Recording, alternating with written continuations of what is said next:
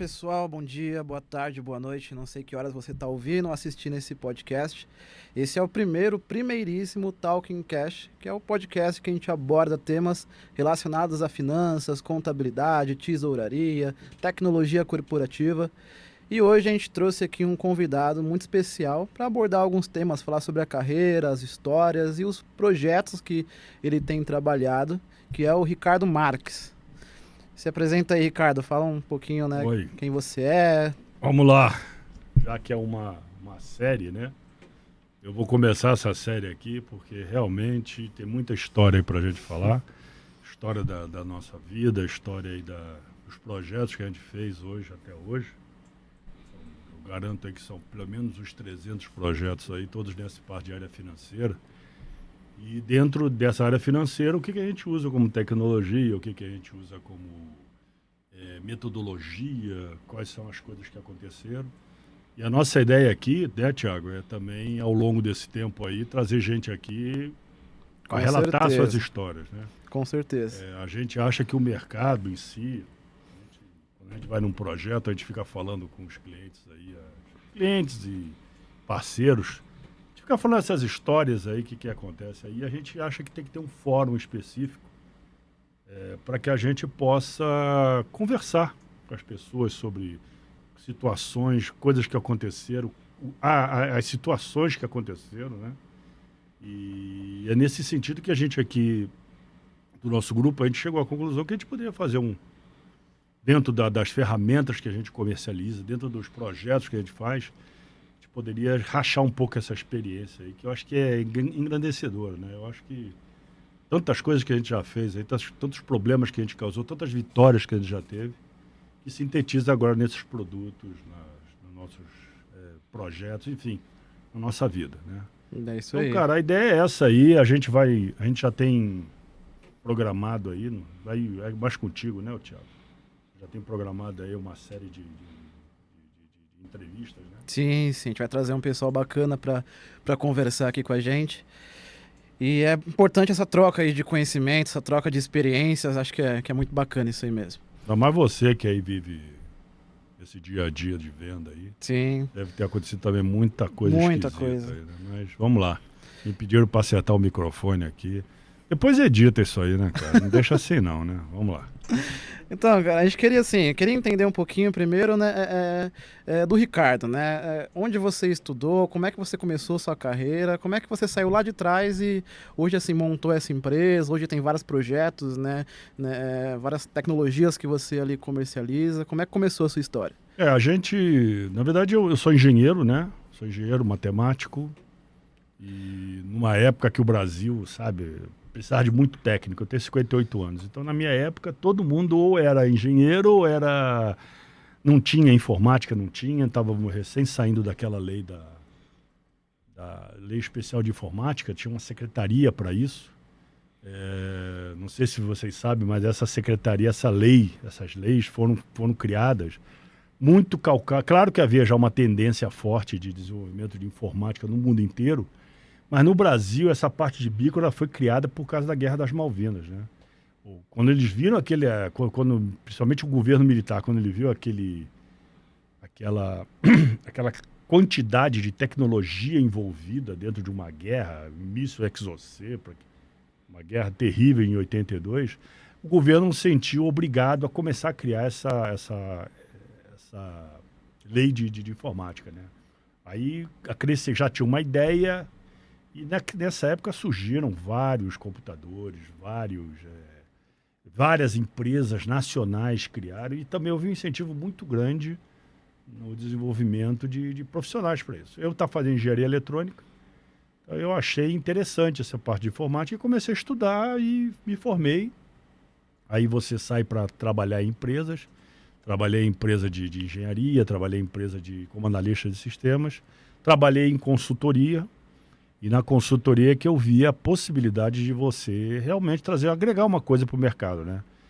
Quando eu saí da consultoria, essa parte da lei da informática já estava saindo, já tinha acabado, já tinha se aberto as portas para importação de software, tinham grandes empresas vindo. Então foi a hora que a gente achou de criar uma empresa para trabalhar com essa parte, principalmente com essa parte de planejamento. Então, em 97 surgiu o Extend, e a gente começou com toda essa parte antigamente se chamava de EIS, Executive Information Systems, que evoluiu, hoje é BI. Hoje é uma coisa super comum, todas as empresas têm, mas naquela época tinha todo um conceito de preparar o dado para ele ter performance e por aí vai. E aí a coisa foi se especializando cada vez mais, do EIS veio a parte financeira, então nós trouxemos uma empresa do Canadá chamada Profix, hoje nós somos sócios deles. Então, essa empresa, a gente fez um mercado muito grande dessa empresa no Brasil. São, acho que, quase 200 clientes na América Latina. Você é um dos camaradas lá da Profix. E com a Profix, a gente começou a criar vários módulos aí da solução, né? Módulo de planejamento, que é muito difícil, principalmente na parte quando tinha muita inflação, era complicado você fazer o orçamento. Tá? Você fazia geralmente um orçamento em moeda forte, mas aí ficava difícil, porque você não sabia nunca quando era a taxa que ia ter, né? Era uma loucura. Então, o que o pessoal começou a... Quando veio o Plano Real e essa parte começou a estabilizar mais a economia, então as empresas começaram realmente a se preocupar com a orçamentação.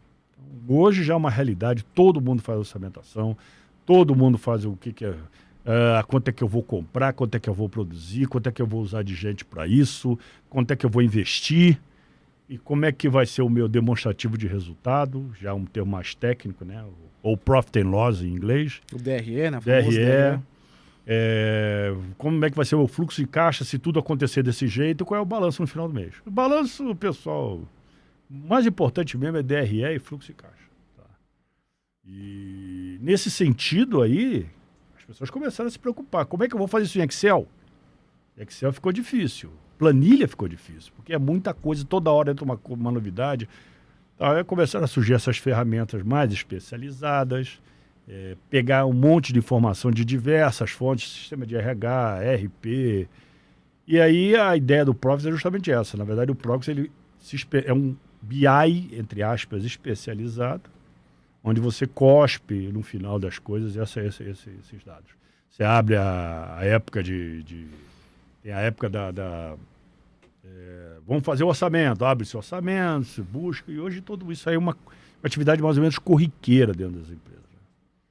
E aí a empresa continuou crescendo, sentimos que há hoje um gap muito grande entre... Os RPs surgiram, e a gente viu que depois de uma orçamentação, as empresas têm uma preocupação muito grande hoje de acompanhar o seu fluxo de caixa. Né? O fluxo de caixa está evoluindo, o conceito está se evoluindo muito, muito rapidamente. Né? Antigamente as pessoas tinham aquele conceito de deixa eu ver quanto é que eu vou vender, quanto é que eu vou gastar, Hoje em dia a coisa tem que ser muito mais sistematizada no dia a dia. As empresas têm que ter tem empresa, por exemplo, nossa, que a partir do seu aplicativo de fluxo de caixa, eles já estão mandando dinheiro lá para fora, por exemplo, fazendo remittance, ou trazendo dinheiro lá de fora. Entendeu? São essas necessidades, fazer conciliação bancária. A maioria faz um RP, mas tem cara que quer fazer uma conciliação bancária especial. Financiamento, dívida. Tem fintech agora aí, a beça, aí, emprestando, financiando. Tem TechFin também, já mudaram os conceitos, né? Temos um parceiro muito forte, que é a TOTS, que hoje montou uma TechFin, ela empresta o dinheiro também. Uhum. Então, e se eu pegar esse dinheiro, como é que fica no meu fluxo de caixa? Como é que vai ser as parcelas? Eu vou me apertar? Então, isso tudo aí, a gente viu que na parte de planejamento de orçamento, a gente poderia até conseguir traduzir, mas como essa seara de tecnologia é uma seara muito mais operacional, então aí surgiu a ideia de montar o Treasury Management, um software de fluxo de caixa operacional, que a partir do orçamento, a partir do dia a dia, do movimento no RP, a gente saca essas informações e começa a ajeitá-las, né? Então, aí veio essa ideia. Hoje nós já temos quase que 12 clientes, pelo que a gente tem. Um projeto que começou em 2020, no meio da pandemia, onde fluxo de caixa passou a ser vital. A gente fazia fluxo de caixa antes do Profix, agora a gente está fazendo no TM, tá? A partir ou não de dados do Profix. Ou então, a partir de empresas também não tem Profix. Tem outros softwares, outros RPs, tem cliente com SAP, por exemplo. E a gente tá vendo que o mercado está consumindo muito isso aí. Hoje tem indústria, você tem hoje empresa de pessoal, tem empresa de educação, empresa de logística, todo mundo afinado com esse processo de fluxo de caixa. É uma coisa, chama de fluxo de caixa, tesouraria avançada, a gente chama de fluxo de caixa operacional porque tem o econômico que vem lá do orçamento, o DFC, né? Então é isso aí, mais ou menos essa é a história de nossa empresa. Tem outros derivados, hoje a gente tem uma empresa de nuvem, a gente tem uma empresa exatamente para botar na nuvem essas nossas soluções. Nuvem, às vezes, com solução Linux, solução Windows, negócio completamente, digamos assim, agnóstico, tá? E é isso que foi a evolução. O grupo hoje é composto de 10 empresas e ele vem, em termos de tecnologia, a gente vem querendo sempre estar um passo na frente do que o mercado vem oferecendo, tá? Entendi. Tem uma parte aí, por exemplo, de LGPD que a gente já está buscando aderir. Os nossos softwares já estão aderidos ao LGPD. Tá? Mas a gente quer também fornecer ao cliente uma forma de acompanhar essas informações oriundas do LGPD para que, se houver algum problema, ele saber exatamente, estar aderente, estar com o seu projeto, a sua instalação, a sua plataforma, aderente ao LGPD, por exemplo. Entendi. E assim, dando um passo atrás até nesse seu assunto que você entrou, você é um cara assim que tá engajado, tem vários negócios, né? Trabalha com diversos produtos, mas você começou lá como engenheiro. Isso. Né, matemático, tá? Imagino que foi estagiário, analista de algumas empresas. Foi. E qual que foi o start para você começar o seu negócio? Pô, né? Vou montar uma empresa, vou investir nisso, vou sair desse mundo CLT, vou sair desse mundo de trabalhar, né, para os outros e começar o meu negócio. Tem alguma coisa amigo, assim que... olha só, tem aspectos técnicos, aspectos políticos e aspectos de carreira, né? Vamos falar, aspectos técnicos sabe, você às vezes, isso aí depende muito da pessoa, né? Eu cheguei a um momento que eu achei que, apesar de ter sido um bom técnico, depois eu me considerei um bom vendedor, um bom gerente. Claro que eu fui treinado para isso, as empresas que eu passei, empresas ótimas, me treinaram para isso. Mas chegou um momento que eu achei que eu não gostaria de mais ser uma peça, eu gostaria de ser um cara que atuasse dentro do mercado. Eu tinha muitos clientes, como eu falei, eu tinha sido um bom vendedor, fiz bastante, muitos clientes hoje meus são amigos. E eu senti a vontade deixa eu ser, ao invés de ser um bom cara, deixa eu ser um atuante, um ator efetivo dentro desse mercado, né? Tive sorte, tive gente que acreditou em mim. E aí, bom, esse é o aspecto técnico, né? Tem o aspecto político que é um pouco complicado você falar, mas eu sempre fui uma pessoa que me dediquei muito às empresas onde eu trabalhei, tá? E é do ser humano você chegar um momento, você quer uma retribuição pelo que você investiu. Tá? Você precisa de uma promoção, precisa... eu concordo com muitos ensaios de RH que dizem que não é só dinheiro que te motiva. O que te motiva é você estar numa organização, você ser bem aceito no grupo, você ser um cara que seja ouvido nos direcionamentos da sua empresa, você seja um cara que faça parte do contexto de evolução dessa empresa. E empresas muito grandes que eu trabalhei, as ordens muitas vezes vinham lá de fora. Entendeu? A ordem é um top-down. A matriz americana decidiu que ia cortar tantos por cento. Mas, esse corte aí, umas coisas que eu vi aqui, isso é muito do mercado brasileiro, vi as famosas listinhas, né? Eu tenho que cortar 30%, então do teu pessoal você tem que escolher 3 para matar. Se você tem 10, tem que escolher 3 para matar. E eu falava, mas os 10 estão rendendo. Mas eu não posso preterir você, apesar de você estar dando... Eu vi isso diversas vezes. Então, os aspectos políticos é isso. Eu ficava meio assim, não é legal isso. Eu não achava legal. Até hoje, você que trabalha até, a gente procura transformar a empresa sempre. Né? Então esse foi o aspecto político que me deu como se pode falar, uma brochada em ficar numa instituição. E o aspecto pessoal é o seguinte, quando eu saí e montei a empresa, eu tinha 34 anos. E eu via, por exemplo, amigos meus com... Isso aí é uma coisa do mercado, infelizmente. O cara, às vezes, já está com uma família montada, às vezes ele tinha um outro ritmo de vida, até por idade, e ele era demitido. E aí não se enquadrava mais. Não se enquadrava mais no mercado, era uma dificuldade, apesar de ter gente muito capaz que virava vendedora, ou abria a própria empresa aos 50 anos, isso, abria o seu restaurante. Na época, eu vi muito amigo abrir restaurante. Restaurante, cara, entendeu? Então, nada contra quem tem restaurante, pelo amor de Deus. Mas o cara com 50 anos vai abrir um restaurante. A não ser que ele tenha tido uma família que tenha... É sempre um aprendizado muito forte. Então, eu decidi aos 34 anos, enquanto eu tenho tempo, eu vou montar alguma coisa, já que eu tenho tempo.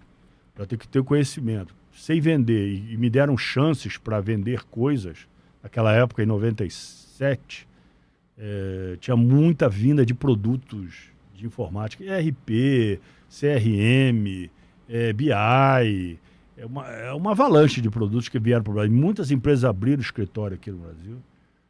Então, minha ideia foi essa. Bom, deixa eu abrir uma empresa, vou montar o meu esquema. Tinha tido outros aspectos de vida pessoal, minha mãe morreu também, meu pai ficou sozinho. Então, eu achei que tinha que mudar um pouco a minha história, entendeu?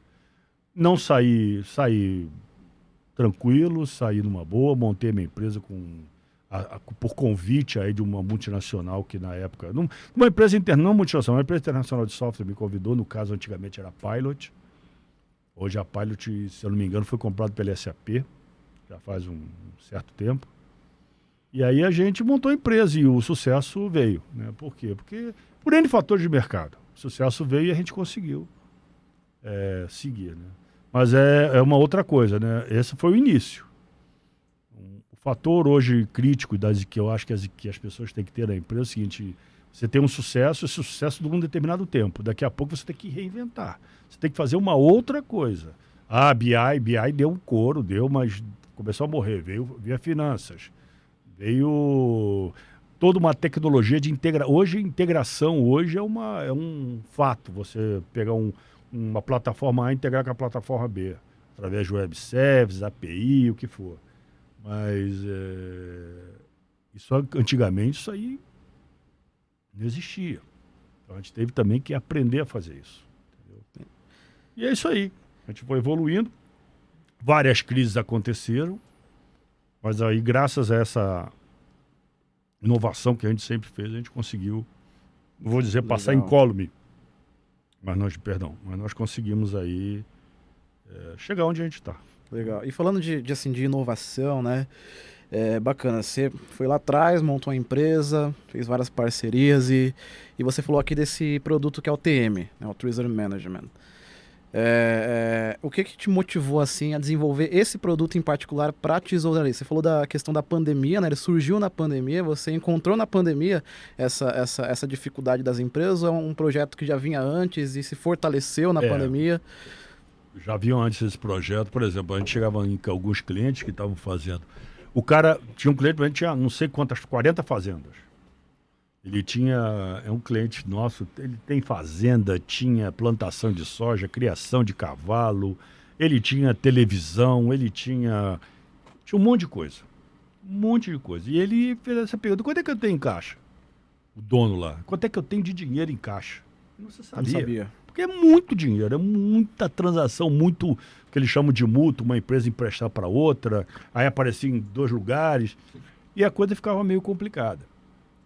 E esse é um fator. Aí a gente começou, cara, realmente, por exemplo, dá para fazer isso numa planilha? Dá para fazer isso numa planilha tranquilo, mas, cara, a manutenção disso aí é terrível.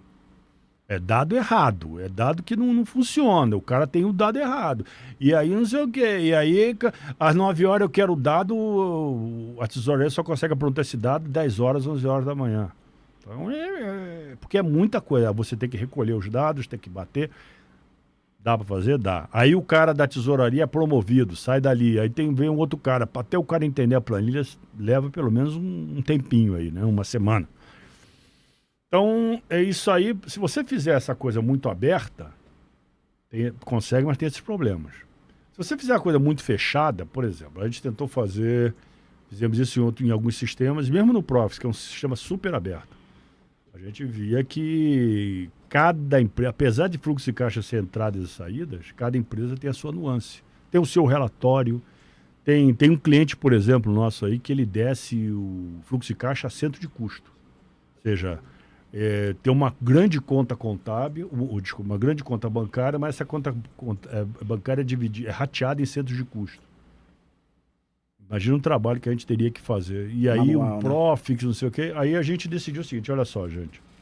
O produto que a gente tem que fazer, que o mercado vai comprar, é algo entre a abertura total de uma planilha e no meio de um produto estruturado feito o Profix.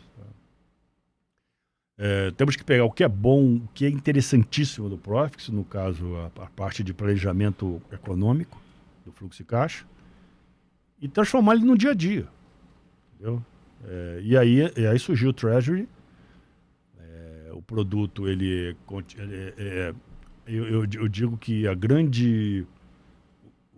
dois grandes pontos que eu tenho no Treasury, além de ser uma coisa estruturada para a tesouraria, ela permite com que você traga o que você quer, monte a análise do jeito que você quer e faça os relatórios que você usa para acompanhar o teu fluxo de caixa. Os teus relatórios o que você usa hoje naturalmente, né? Você pega esse relatório que você usa naturalmente e consegue adaptá-lo dentro do produto. Por quê? Porque tem um BIzinho ali que faz todo esse meio de campo. Tá? Tem um integrador muito forte que retira as informações dos ERPs. Hoje a gente tira muita coisa, por exemplo, do Proteus da TOTS, tiramos coisas tem SAP também, tem coisas do outro produto da TOTS que é o RM. Então a gente consegue tirar essas informações, a gente consegue manipulá-las do jeito que o cara quer, acompanhar o fluxo de caixa, e colocamos lá o negócio direitinho para o cara acompanhar. Tá? Se ele quiser um relatório dia a dia, a gente já tem o negócio pronto, porque tem um BIzinho. E tem uma outra coisa que é cenário, que é uma coisa que as pessoas me perguntam, se o dólar amanhã, não vou falar dólar, que é uma coisa que todo mundo sabe, mas se o dólar amanhã tiver a 6, como é que vai ser o meu fluxo de caixa? Quanto eu vou ter que pagar? Porque tem muita empresa que constrói, por exemplo, um filtro, motor, e tem muita peça ali que é peça importada. E quanto é que vai virar o meu custo final de produto se o dólar for a 6, se o dólar for a 7? Se o dólar descer para 4? Entendeu? Se, por exemplo, os caras tiverem um problema aí de vendas, como é que vai ficar? Nós vivemos hoje num mundo multilateral aí, onde China, Rússia, Ucrânia, Europa, os caras estão ali brigando, entendeu? E isso vai respaldar mais ou menos, já está respaldando, né? O presidente foi aí na Rússia. O cara da Argentina, acho que estava ontem na Rússia, se não me engano. Então é uma coisa que essas situações mundiais podem afetar seu fluxo de caixa. Você tem que saber se o euro aumentar, se você for fazer uma remessa de dinheiro hoje para a tua matriz, no caso, como é que vai ficar teu caixa, se você vai ter dinheiro, se você não vai remeter hoje para agradar o cara e daqui a um mês você tem que pedir dinheiro de volta. Então, essas coisas, tudo bem, mas seria bom que você tivesse isso na mão, esse cenário, para decidir, para que você amanhã não tenha problemas, né? E aí, esse é o aspecto, digamos assim, funcional da coisa, né?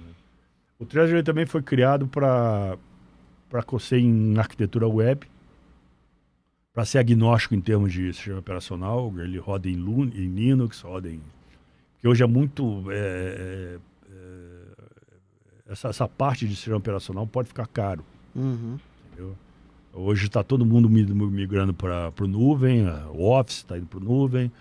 E a gente não sabe, nós que temos uma nuvem própria, né?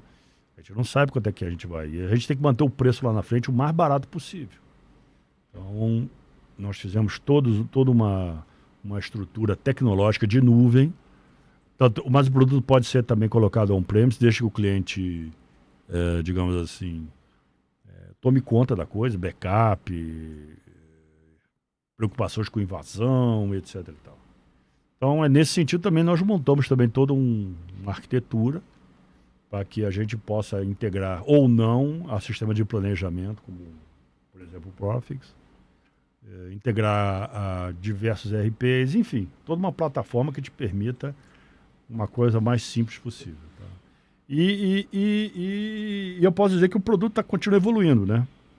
Nós temos, por exemplo, agora uma forte possibilidade de integrar o produto com empresas de exchange, né?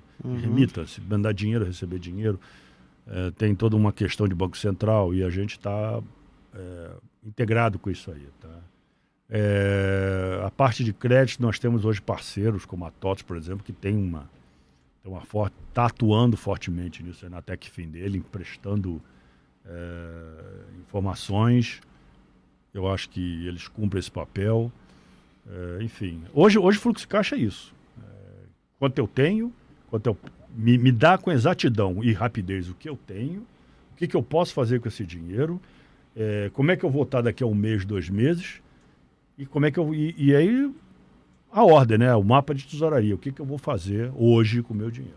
Entendi. Basicamente, já falei muito aqui, mas basicamente é isso aqui. Essa é a ideia, você fala bastante. Eu vou falando, tô com a boca seca aqui, cara. Mas assim, você comentou ali de um fator interessante que é essa parte da incerteza do mercado, né? As empresas têm que se planejar com isso. A gente viu aí com a Omicron, por exemplo, né? A gente estava num período sim. Ok, todo mundo vacinado, as coisas estavam voltando ao normal, né? Normal. Mas aí chegou o Omicron, né? Taxa de contaminação altíssima, menos mortalidade, mas todo mundo doente, começou a fechar a loja, começou assim, a ter todo o impacto na economia, né, nas empresas. E assim, eu queria entender contigo, né? Em quais aspectos o TM, por exemplo, o Treasury Management, ele consegue apoiar as empresas, né? Nessa parte de conseguir se planejar, de conseguir criar um cenário diante de uma situação como essa, né? Pandemia, Omicron ou qualquer outra incerteza de mercado, né? Quais ferramentas ele dispõe, diferente do Excel, por exemplo? Ok. Num contexto inicial, ele vai te dizer o seguinte, olha, de cara, a ideia é o seguinte, olha, você tem isso aqui de grana. Tá? Você tem 1, 2, 3, 10 milhões, você tem isso de grana. Então, vamos lá. Aí vem um pouco do planejamento que o Prox faz, né? Vamos ver quanto é que se você tem muita gente, o que você vai poder fazer em termos de disponibilização de pessoal. E essa disponibilização de pessoal, quanto ele vai onerar no teu fluxo de caixa? Como é que você vai pagar esse negócio? Você pode fazer isso por mês, como o Profis faz, ou você pode dizer o seguinte, olha, pagando por mês, eu vou ter esse tipo de situação daqui a tantos meses eu vou ter mais isso aqui, daqui a tantas semanas eu vou ter isso aqui. Então, num contexto inicial, o que eu posso fazer em termos de fluxo de caixa para apoiar aquele meu planejamento anual ou mensal, ou que o Profix fez, que é um negócio muito mais, digamos assim, holístico, de alto nível em termos contábeis, né? Num segundo momento, ele vai te ajudar um cenário de fluxo de caixa. Às vezes, por exemplo, aí são coisas, às vezes o cara prefere não pagar o imposto e continuar vivo do que pagar o imposto daqui a 2 meses está morto. Entendeu? Muitas empresas que eu conheço fizeram isso, né? Então ele já elabora assim, bom, para pagar os impostos federais, estaduais e municipais, se eu deixar ele pagar e esperar, sei lá, daqui a 5 meses, eu consigo. Vamos estimular que esse negócio, essa pandemia, vai demorar 5 meses. Demorou 1 ano, mas... Então, em 5 meses, se eu continuar no meu negócio aqui, para não perder mercado, para continuar entregando coisa, eu tenho esse fôlego de caixa. Se eu não mandar dinheiro para fora, se eu vou ligar para minha matriz, olha só, cara, segura aí, o dólar está muito alto. Segura aí mais uns 2 meses, segura mais uns 3 meses aí, eu vou te mandar esse dinheiro aí mais tarde. Que? O pessoal aqui da... Fala aí, que eu vou... Tá, ok, vamos nessa. Então, o que eu tô falando aqui é o pessoal pagar um pouco mais tarde, conversar com a matriz, já que é um fenômeno mundial aí. Então, vamos esperar o dólar chegar a tanto. Isso aí pode ser feito numa ferramenta de planejamento, mas também no teu fluxo de caixa do teu dia a dia. Tá? Dispensar, talvez... Enfim, uma coisa que você faz em nível, digamos assim, de planejamento, de controladoria, no fluxo de caixa você vai traduzir aquele planejamento numa coisa mais... Como é que eu vou dizer? Numa falta de uma palavra mais... Coisa mais palpável. Sim. Grana. Tem cara que consegue... só no Profits já consegue. Tem outros caras que não. Eles estão tão com uma situação, às vezes, não tão boa, que ele tem que vir ali no filigrana do dia a dia do planejamento. Né? Então, eu diria isso aí. A ferramenta que você tem no seu dia a dia seria uma ferramenta do tipo do Treasury. Né? Entendi. Uma ferramenta para você ficar tomando conta especificamente do seu negócio ali na unha mesmo. Né? Bacana. Eu tenho, assim, 2 perguntas aqui, né? Mas, assim, a facilidade de manipular isso aí, de usar essa ferramenta, né? Um analista da tesouraria, por exemplo, ele vai conseguir mexer tranquilamente ou não? Sim. Existem aspectos que você deve, por exemplo, que a gente tem que tomar conta. O dia a dia é tranquilo. O cara fazer um relatório, o cara tomar conta, Isso aí a gente já tem, todos os nossos clientes aí têm uma certa tranquilidade para gastar o tempo dele, ao invés de ficar montando planilha Excel, gastar o tempo dele fazendo essas análises, onde é que eu vou investir melhor. Mas também não esquecer que a tecnologia também tem que ter a sua parte. Sim. Né?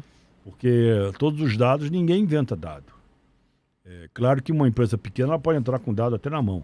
Uhum. Mas a maior parte tem um ERP que tem as suas movimentações. E nessas movimentações ela tem que pegar esses dados e trabalhar essas informações. Né?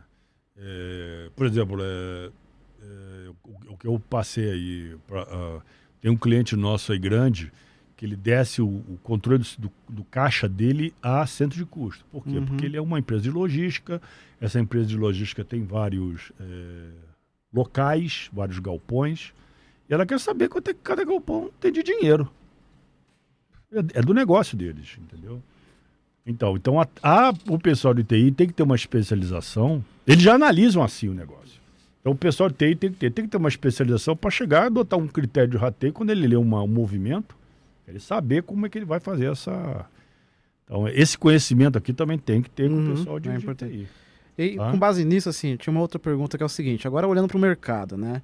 Tem um dia que eu participei de um evento, né, de CRM, né, sistema de vendas. E o pessoal estava comentando sobre a dificuldade de contratar, né, pessoas da área de tecnologia, né, gente analista, né, gente que sabe mexer. E até tem uma brincadeira nessa palestra que o pessoal põe, a gente forma muito advogado, muito dentista, e não forma engenheiro de software, não forma analista de sistemas. Eu queria a sua opinião sobre isso, né? Você acha que o mercado realmente está com essa demanda, essa carência de profissionais de tecnologia? Muito. A pandemia ela foi um fator que alavancou essas necessidades aí de contratação. Tá? Por quê? Porque tudo foi muito automatizado. Você vê até que os bancos eles sofreram muito com isso. Vieram esses novos bancos aí, bancos digitais. Nós mesmos perdemos na nossa empresa muitos excelentes recursos. Veio a legislação mudou, hoje está muito... a parte está muito digital, essa parte de receita, essa parte de nota fiscal eletrônica, e-social. Então, realmente,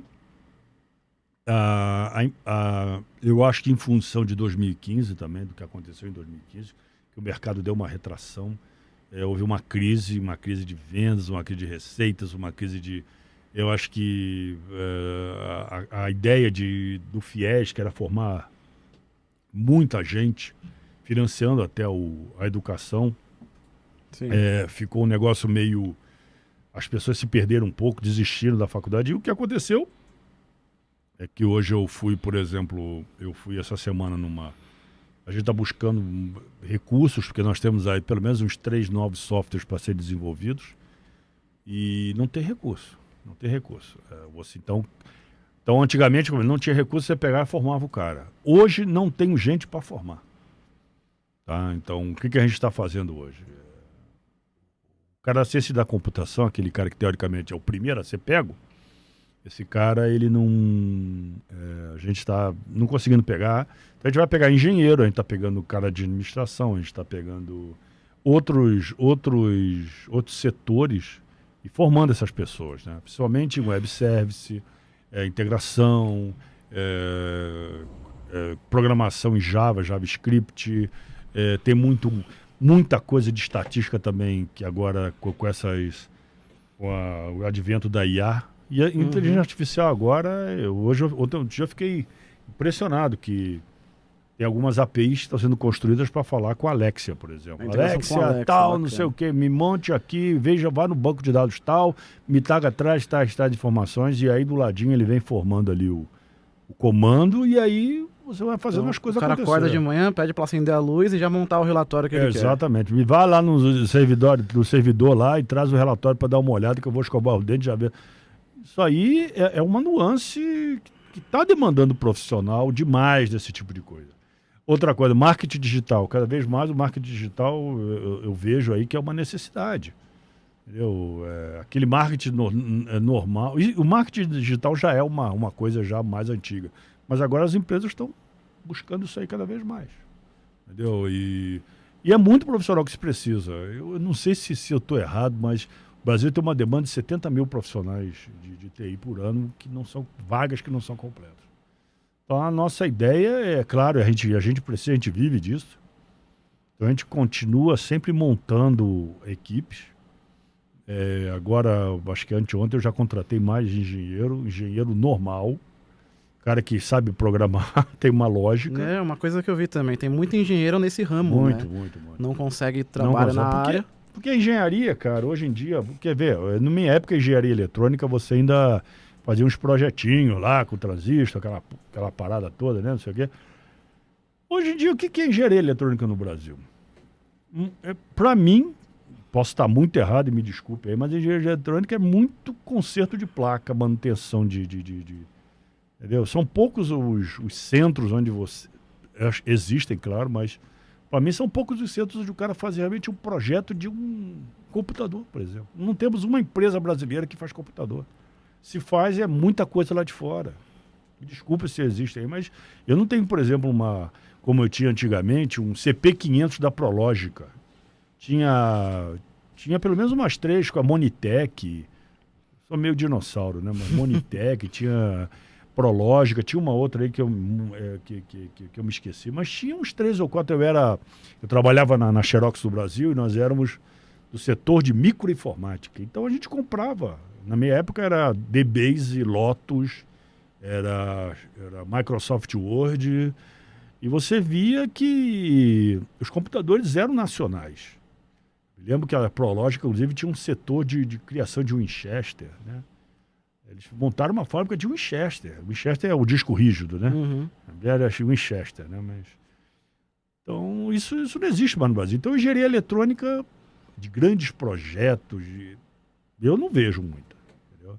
Talvez uma Embraer que tenha necessária engenharia eletrônica, talvez... Mas antigamente tinha uma empresa chamada Sharp, tinha uma Gradiente, não sei como é que está a Gradiente, tinha a Sharp, e eles faziam projetos mesmo Isso acabou. Então o engenheiro eletrônico, de certa forma, ele está vindo também para o mercado de ciência da computação, de tecnologia, entendeu? E é esse tipo de gente que ele está trazendo, porque realmente... e aí é que eu acho que a grande ajuda das empresas no mercado. A gente não está se escusando em treinar as pessoas, né? A gente não está se escusando, a gente não está querendo o cara pronto. A gente quer E assim, a gente vai fazer a coisa acontecer. Nessa linha, assim, o tipo de profissional ideal que você acha para você treinar, né? Se tem alguma habilidade específica, né? Algum conhecimento técnico, assim, ou não? É difícil, por exemplo, você pegar um cara que gosta de movimentos sociais, sociologia, gosta de ensinar, é difícil você pegar um cara desse e trazer para a nossa área, né? Eu acho que esse tipo de profissional vai ser cada vez mais usuário, cada vez tem que entender mais, por exemplo, o que é um podcast, como é que fazer as coisas, o que é o marketing digital, o que é o LinkedIn, essas ferramentas. Uhum. Mas eu acho que o profissional mesmo que tem que vir para cá é um profissional que gosta, por exemplo, de computador. Nem que seja, comece criança, joguinho. O cara gosta de fuçar, gosta de entender como é que um computador trabalha. Isso tem muita gente. Por exemplo, tenho meus filhos aí, eles têm muita gente aí interessada nesse tipo de coisa. Agora, cabe à empresa buscar o curso, buscar a pessoa. Muita gente, por exemplo, que eu contratei, foi gente que eu sabia que o cara gostava. Botei ele lá dentro e ele foi. Agora, eu acho também que é uma parte de uma política governamental, não sei se municipal, estadual, federal, eu acho que tinha que ter uma política dentro das escolas. Na minha época eu tive, né? Orientar mais. Não sei se é um teste psicotécnico, aquelas coisas que tinha antigamente, mas o cara tem que orientar. Você gosta disso? Você gosta disso? Então, começa testando isso aqui. Pode ser que o cara lá na frente se descubra que ele gosta, que ele quer ser direito, quer fazer direito. Então, muda. Mas pelo menos uma orientação prévia, uma coisa assim, para que a gente possa pegar já um negócio mais ou menos, a pessoa já sabendo o que quer. Porque a pior coisa do mundo, eu acho, é o cara começar a fazer um negócio de programação aí, depois ver que não é nada disso. Já aconteceu comigo, não é nada disso que eu quero. Eu quero é aquilo ali. Oi? O cara quer fazer filosofia. O cara quer fazer filosofia. Não tá quer fazer medicina. Eu não sei, eu acho que tem um pouco. Eu não acredito um pouco na vocação. E essa vocação, eu acho que quem tem que descobrir é a família e principalmente os centros de ensino, né, as escolas, né? Então, eu acho que, sei lá, eu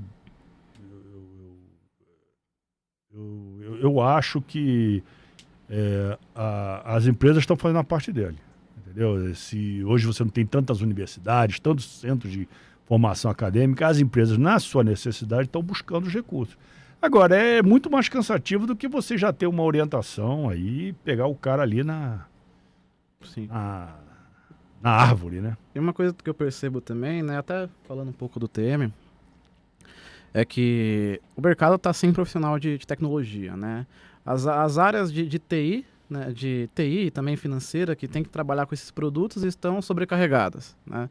Pelo menos eu que faço um monte de reunião aí, sei lá, umas 50 reuniões no mês, não aconteceu do cara chegar, pô, Thiago, eu tô com 2 horas aqui de sobra, pode falar à vontade. Não existe. Isso não acontece. Então, assim, eu acho que esse tipo de tecnologia, ele ajuda justamente nisso, né? O ganho de tempo. Você sabe uma coisa que eu via, que antigamente tinha, antigamente, nos idos 94, 93, 92, tinha uma figura chamada o CIO da empresa, Chief Information Officer. Cada empresa tinha um CIO. Um diretor aí de tecnologia. Um CIO. E o cara tinha, eu não vou dizer poder, mas ele era ouvido dentro da empresa. Era um cara que dentro vou lançar um produto. O CIO era bastante escutado. Eu vou lançar um produto. Qual é que eu tenho que ter no produto? Eu tenho que ter de informática, eu vou ter que coletar informações do mercado. Isso aí tinha umas empresas que forneciam essas informações e o cara trazia. Eu vou ter que ter um BI para analisar, por exemplo, o comportamento. Eu vou ter que ter uma mudança no meu sistema, nos meus ERPs ou sistemas legados, que eles chamavam, né? Eu vou ter que ter isso aí para que vou ter que adaptar esses sistemas aí dentro da minha empresa para melhor funcionar. Então o cara o CIO era bastante, digamos assim, escutado, né? Eu vejo que dos tempos a partir do ano 2000, 2001, eu vejo que essa função... Então, por exemplo, eu tinha alguns clientes que tinham verdadeiros recortes de sistemas. Tinha sistema para SRM, era diferente do RP, que era diferente do sistema de WMS, de logística, de armazenamento, que era diferente do BI. E o que ele fazia? Ele pegava o melhor, ele achava que ele fez um processo de RFI, né? Request for Information, depois uma RFP, depois comprava. Segundo ele tinha o melhor de cada uma ele achava, de cada uma de cada segmento, juntava isso numa integração e rolava a empresa, né? Eu vi que com o advento dos RPs, com o advento das integrações, eu senti que a figura do CIO foi um pouco, digamos assim, o CIO perdeu um pouco de poder, né? Essa é a informação. É a impressão que eu tenho, entendeu? As estruturas de decisão passaram muito a ser muito mais, talvez, direcionadas a partir da matriz. As estruturas de poder foram muito mais... enfim, houve uma condensação dessas decisões, tá? Claro que algumas empresas muito grandes não houve isso, né? Mas eu vi que houve, de certa forma, todo mundo era assim, deu uma enxugada. Então isso já foi, para mim, é uma mudança. Muitos CPDs hoje não estão mais aqui no Brasil, por exemplo. Muitos CPDs hoje estão nas suas matrizes, Alemanha, Estados Unidos, Japão. E são lá que são feitas as mudanças, são lá que são feitas as orientações, entendeu? Então você vê que também que localmente as empresas que são multinacionais, elas perderam um pouco também não vou dizer que perderam o poder decisório, que algumas coisas elas não decidem, mas digamos assim, a força, né? Para nós, por exemplo, na Profix, às vezes é até bom, porque já vem a ordem lá do Canadá para comprar o Profix aqui. Então, para nós é até bom, poupa serviço, mas eu acho que para o país em si, eu acho que perde um pouco digamos assim, a influência em decisões, é o que eu vejo do que era para hoje, né? Não sei se a globalização foi um dos fatores, eu não sei exatamente, mas realmente hoje você vê que a coisa está um pouco mais condensada. E aí, nesse sentido, é que eu vejo também que há um ensino generalista da tecnologia da informação, mas eu acho que a coisa está mais, como é que eu posso dizer, ela está mais orientada, ou seja, hoje você tem que ter um Scrum, você tem que ter um monte de coisa, entendeu? Claro que é importante, claro, mas hoje se estandardizou um pouco mais, a coisa se orientou um pouco mais. Então, você vê que tem gente que, sei lá, a linguagem é Java, mas tem outras. Para isso aqui é Python. Sim, mas... Entendeu? Então, e os caras começam cada vez mais a se especializar mais, não uma coisa, uma política generalista. Enfim, isso aí é papo para... Tem gente que não acha isso, tem gente que acha que isso aí vai custar menos dinheiro, e é verdade, mas também se perde um pouquinho das alternativas de mercado que as empresas têm para contratar. Entendi. Bom, a gente vai tomar um break aqui, pessoal, a gente volta daqui a pouquinho.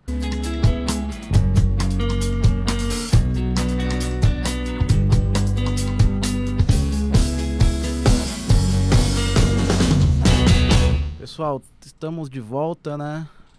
Então, Ricardo, a gente falou bastante aí sobre sua carreira, sua história, né? Onde você começou, um pouco dos produtos que você tem desenvolvido aqui no Brasil e até sobre mercado, enfim, contratação, profissionais de TI.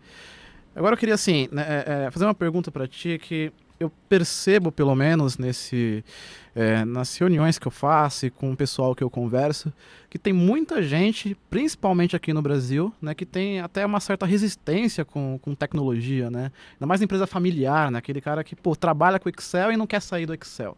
Né? Fala de um BI, fala de um CRM, de um CPM, né? De um sistema de fluxo de caixa, ele meio que fecha os olhos para isso. E eu percebo que lá fora, por exemplo, é bem diferente, né? Nos Estados Unidos, no Canadá, Europa, o pessoal, desde o pequeno comerciante lá, o cara já faz o orçamento, né, no papel e depois vai evoluindo, né, com investimento, investe em novas tecnologias.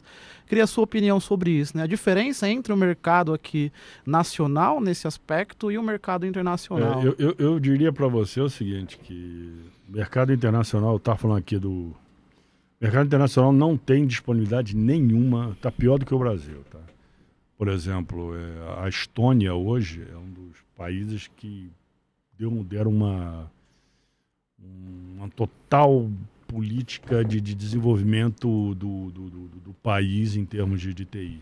Então, falta tudo. Na Europa falta tudo. Falta cara para desenvolver, cara para tomar conta de nuvem, tudo, falta tudo. Entendeu? Então, nos Estados Unidos, idem. Nós temos uma empresa nos Estados Unidos que falta gente, e a gente manda gente, mas falta muita gente ainda. Muita gente podia ter muito mais faturamento americano do que... E é uma coisa... Claro que durante o período aí do George W. Bush houve um problema, houve uma restrição, a gente realmente tinha problema de mandar, mas a carência sempre foi constante, tá? Agora, por quê? Porque as políticas de Estado, tanto da parte europeia, notadamente França, Alemanha e Inglaterra também, quando a Inglaterra estava na União Europeia, mas continua, essas políticas são bastante agressivas no intuito de desenvolver o processo, né? Nos Estados Unidos nem se fala. Nos Estados Unidos ali, na Califórnia, ali, Mountain View, o negócio ali é gritante. E nunca parou de darem visto, nunca parou de pedirem coisas, nunca pararam de contratar gente aqui para desenvolver. Então, essas políticas estatais, essas políticas governamentais facilitaram muito isso. Muita gente ficou rica, até que as maiores riquezas, as maiores fortunas hoje no mundo são pessoas oriundas de tecnologia de informação. Uhum. É engraçado, né? É mesmo, né? Mark Zuckerberg, o cara da Amazon. Todos são. É mesmo. Nós temos hoje, por exemplo, você vê, a Primeira e a Segunda Guerra Mundial foram guerras notadamente industriais. Ou seja, quem tinha poder de indústria é que ganhou a guerra. Quem podia preservar suas fábricas de bombardeio, de não sei o quê, é que ganhou a guerra. Os Estados Unidos lutou em duas frontes pesadíssimas, o Japão e... Né? E hoje você vê que a guerra hoje é de dados. Né? Hoje o dado, a matéria-prima, o que era aquela matéria-prima, era o conhecimento, hoje é dado. É dado. Hoje a guerra vai ser feita. Tanto é que o Exército ficou com toda essa parte de guerra cibernética, né? Tá com o Exército isso aí. A Marinha ficou, parece, com a parte nuclear, estou falando no Brasil, né? Uhum. E a Aeronáutica ficou com a parte espacial, que é o que vai ditar daqui por diante. É dado, e agora, por exemplo, pelos próximos 10 anos, nós vamos para o Metalware, não tem conversa. Você vai comprar no Metalware, você vai viver no Metalware, você vai dançar no Metalware. É uma tendência. Vai acontecer? Não sei, mas é uma tendência forte. Tanto é que a Microsoft comprou aí por 70 bilhões de dólares a Activision, aí, uma empresa especializada em joguinho. Para gastar 70 bilhões em uma empresa feita a Microsoft, o negócio vai ser sério. E vai ser isso, vai ser dado, vai ser espaço e o espaço para pegar. Agora ninguém vai querer mais não sei o quê. Não. Para que se eu tiver tecnologia, se eu tiver informação e conhecimento, eu vou lá, pego por exemplo, na Lua tem hélio. Parece que o hélio é uma matéria-prima que não tem no Brasil, mas o tal desculpe, na Terra, né? Mas o hélio 3 na Lua é um combustível para a viagem espacial. Para mim é questão de tempo. E agora quem tiver o dado vai poder guerrear mais, quem tiver o dado vai poder afetar mais o inimigo, quem tiver o dado vai ter mais tecnologia para fazer essas coisas. Então eu acho que essas políticas, voltando à tua pergunta, as políticas governamentais ajudaram na Europa, ajudaram nos Estados Unidos, estão fomentando na China, na Rússia nem se fala. E o Brasil ele já sentiu a necessidade de hoje. Realmente você tem razão, antigamente o cara não via. Por quê? Porque ele ganhava dinheiro da inflação. O cara ganhava dinheiro com inflação. Deixava o dinheiro lá, coitado, o pessoal que não tinha capacidade de investimento perdia dinheiro com o dinheiro na conta. Então o que ele fazia? Pegava o salário, chegava lá no supermercado e comprava tudo. Sim. O cara que tem dinheiro tinha uma famosa conta remunerada lá e ganhava dinheiro. Políticas governamentais também que fomentaram esse rentismo, como se chama, né? E agora, os caras estão vendo, se eu não tiver informado, a própria agroindústria do Brasil aí, é em função de tecnologia. A Embrapa fez um excelente trabalho, pegar lá, estudar o solo, dados. Por exemplo, tem um cliente nosso aí, que ele enterra no chão uma caixa com vários sensores e um computador. Enterra lá no chão, no meio da plantação. Então ele sabe, com base nesses sensores, o tamanho da planta, quando ela pode ser colhida, ele sabe qual foi a emissão de carbono. Isso aí vão para sistemas especialistas que já sabem quanto carbono ele vai conseguir negociar, que safra ele já pode começar a vender. Tem cliente, por exemplo, que já vendeu 5 anos de safra. 5 anos de safra. E deu um aplicativo para o pessoal da China para saber em que ponto aquela compra daquela safra, em que ponto que está. Por exemplo, a safra de 5 anos já tem uma previsão de você cortar lá o talhão lá daqui a alguns meses. Então o cara já compra. Então, esse movimento de informática, esse movimento de informação, de tecnologia, isso também imagina, o meu fluxo de caixa, se eu puder ter informação de fluxo de caixa daqui a 5 anos, como é que vai estar? Quanto é que eu vou pagar? É melhor desistir agora? Entendeu? Então, isso aí é uma grande revolução que os familiares, as economias familiares do Brasil já estão sentindo que não vão escapar disso. Sim. E aí tem uma questão, acho que cultural também, né? Eu não sei se você concorda, mas culturalmente lá fora, nos Estados Unidos, o pessoal já aprende desde cedo a fazer toda a parte de planejamento, a se organizar financeiramente. Aqui no Brasil é bem diferente isso, né? Ah, mas isso mudou, Thiago. Isso mudou. Você já vê que as novas gerações, elas já estão mais preocupadas com isso. Sim. Agora sim. Mais ou menos fazendo uma péssima comparação, mas imagina o sheik árabe da década de 1940, 1950, o sheik árabe de hoje. O sheik árabe de lá só pensava em tirar petróleo e comprar arma para atacar outros países. O sheik de hoje não, já está fazendo Copa do Mundo, já tem uma ilha da luta. Sabia que tem uma ilha da luta lá num desses países? Não sei se... Um UFC numa ilha, é isso? Tem uma ilha pro UFC. Entendeu? Eu acho que é Emirados Árabes, porque o sheik do Emirados Árabes é um cara que adora a luta. Entendeu? Vai ter uma Copa do Mundo, daqui a pouco tem uma Olimpíada. E eles, ao invés de agredir, eles estão muito mais preocupados agora em defender. Por exemplo, teve agora aí um ataque que foi feito ao Emirados Árabes e os caras tinham Patriots lá. Entendeu? Então a coisa está mudando. Então, mal comparando, os caras daqui do Brasil também, o cara antigamente queria fazer o quê? Derrubar a mata e botar a plantação. Agora isso vai mudar. O cara não vai mais derrubar, vai melhorar a produtividade da terra dele. As pessoas os sucessores dessa pessoa vão preservar muito mais a política de aplicar esse dinheiro daí, né? Por exemplo, tem um investidor goiano, ele tem... Eu fui até procurado, ele tem 100 milhões de reais para comprar empresas. Entendeu? O que o cara quer? Ele já está saindo um pouco do mercado de agrobusiness para comprar empresas de informática, de tecnologia. Então o cara veio conversar, enfim. Então você acha que o pessoal aqui no Brasil está mais suscetível, pelo menos nessa geração, né? Eu acho estão mais suscetíveis à tecnologia corporativa. Eu não sei se...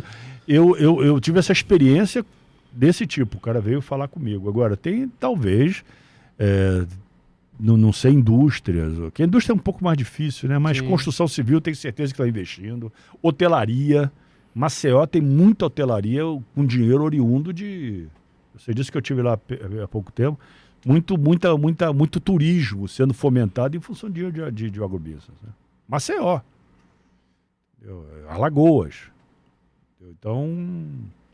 Eu acho que o pessoal está mais suscetível a isso. E eles sabem que só vão poder sair de um negócio para outro se tiver conhecimento, dado, tecnologia, gente trabalhando, gente especializada.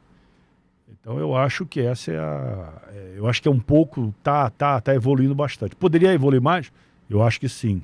Eu acho que o país ainda precisa ter práticas governamentais como nos Estados Unidos.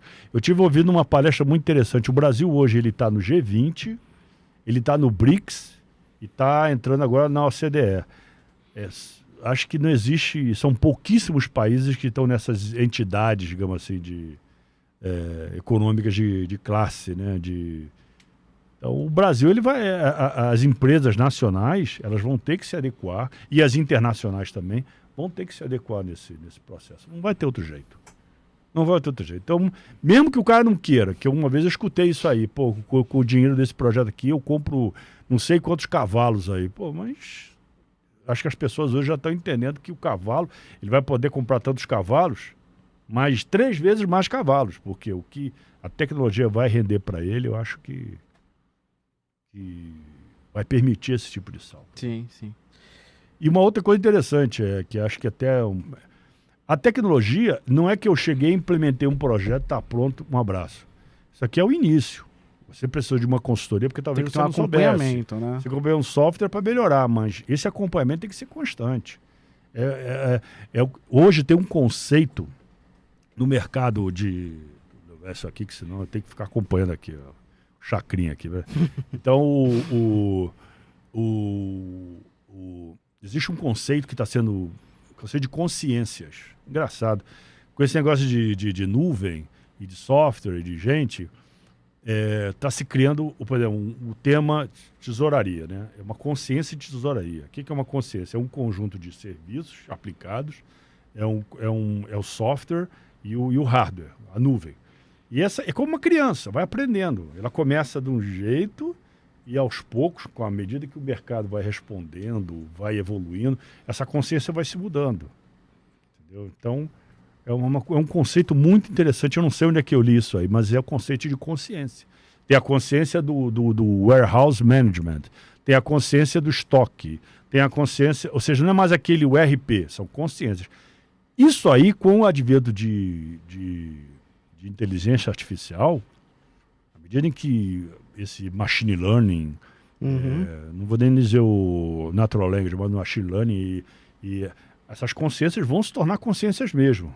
Tá? Revolução das máquinas. Vai ser Matrix mesmo, vai ser um negócio. O Animatrix, né? Não Animatrix. é nem o Matrix. É o antes, é o né? antes. São consciências que você vai... Especialistas, são softwares ou inteligências especializadas em gestão de tesouraria. E para você começar isso, você tem que começar agora. Você tem que começar a criar a tua plantinha, a tua inteligência.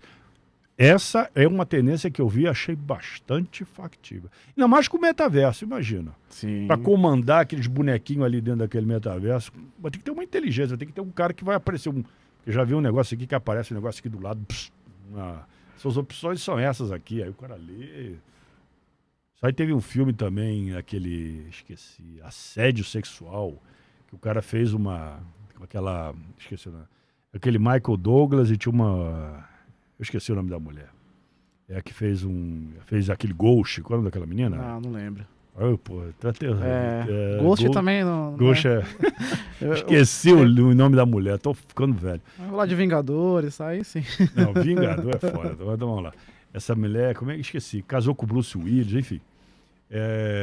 Então, nesse filme apareceu um boneco aqui do lado que falava com o Avatar.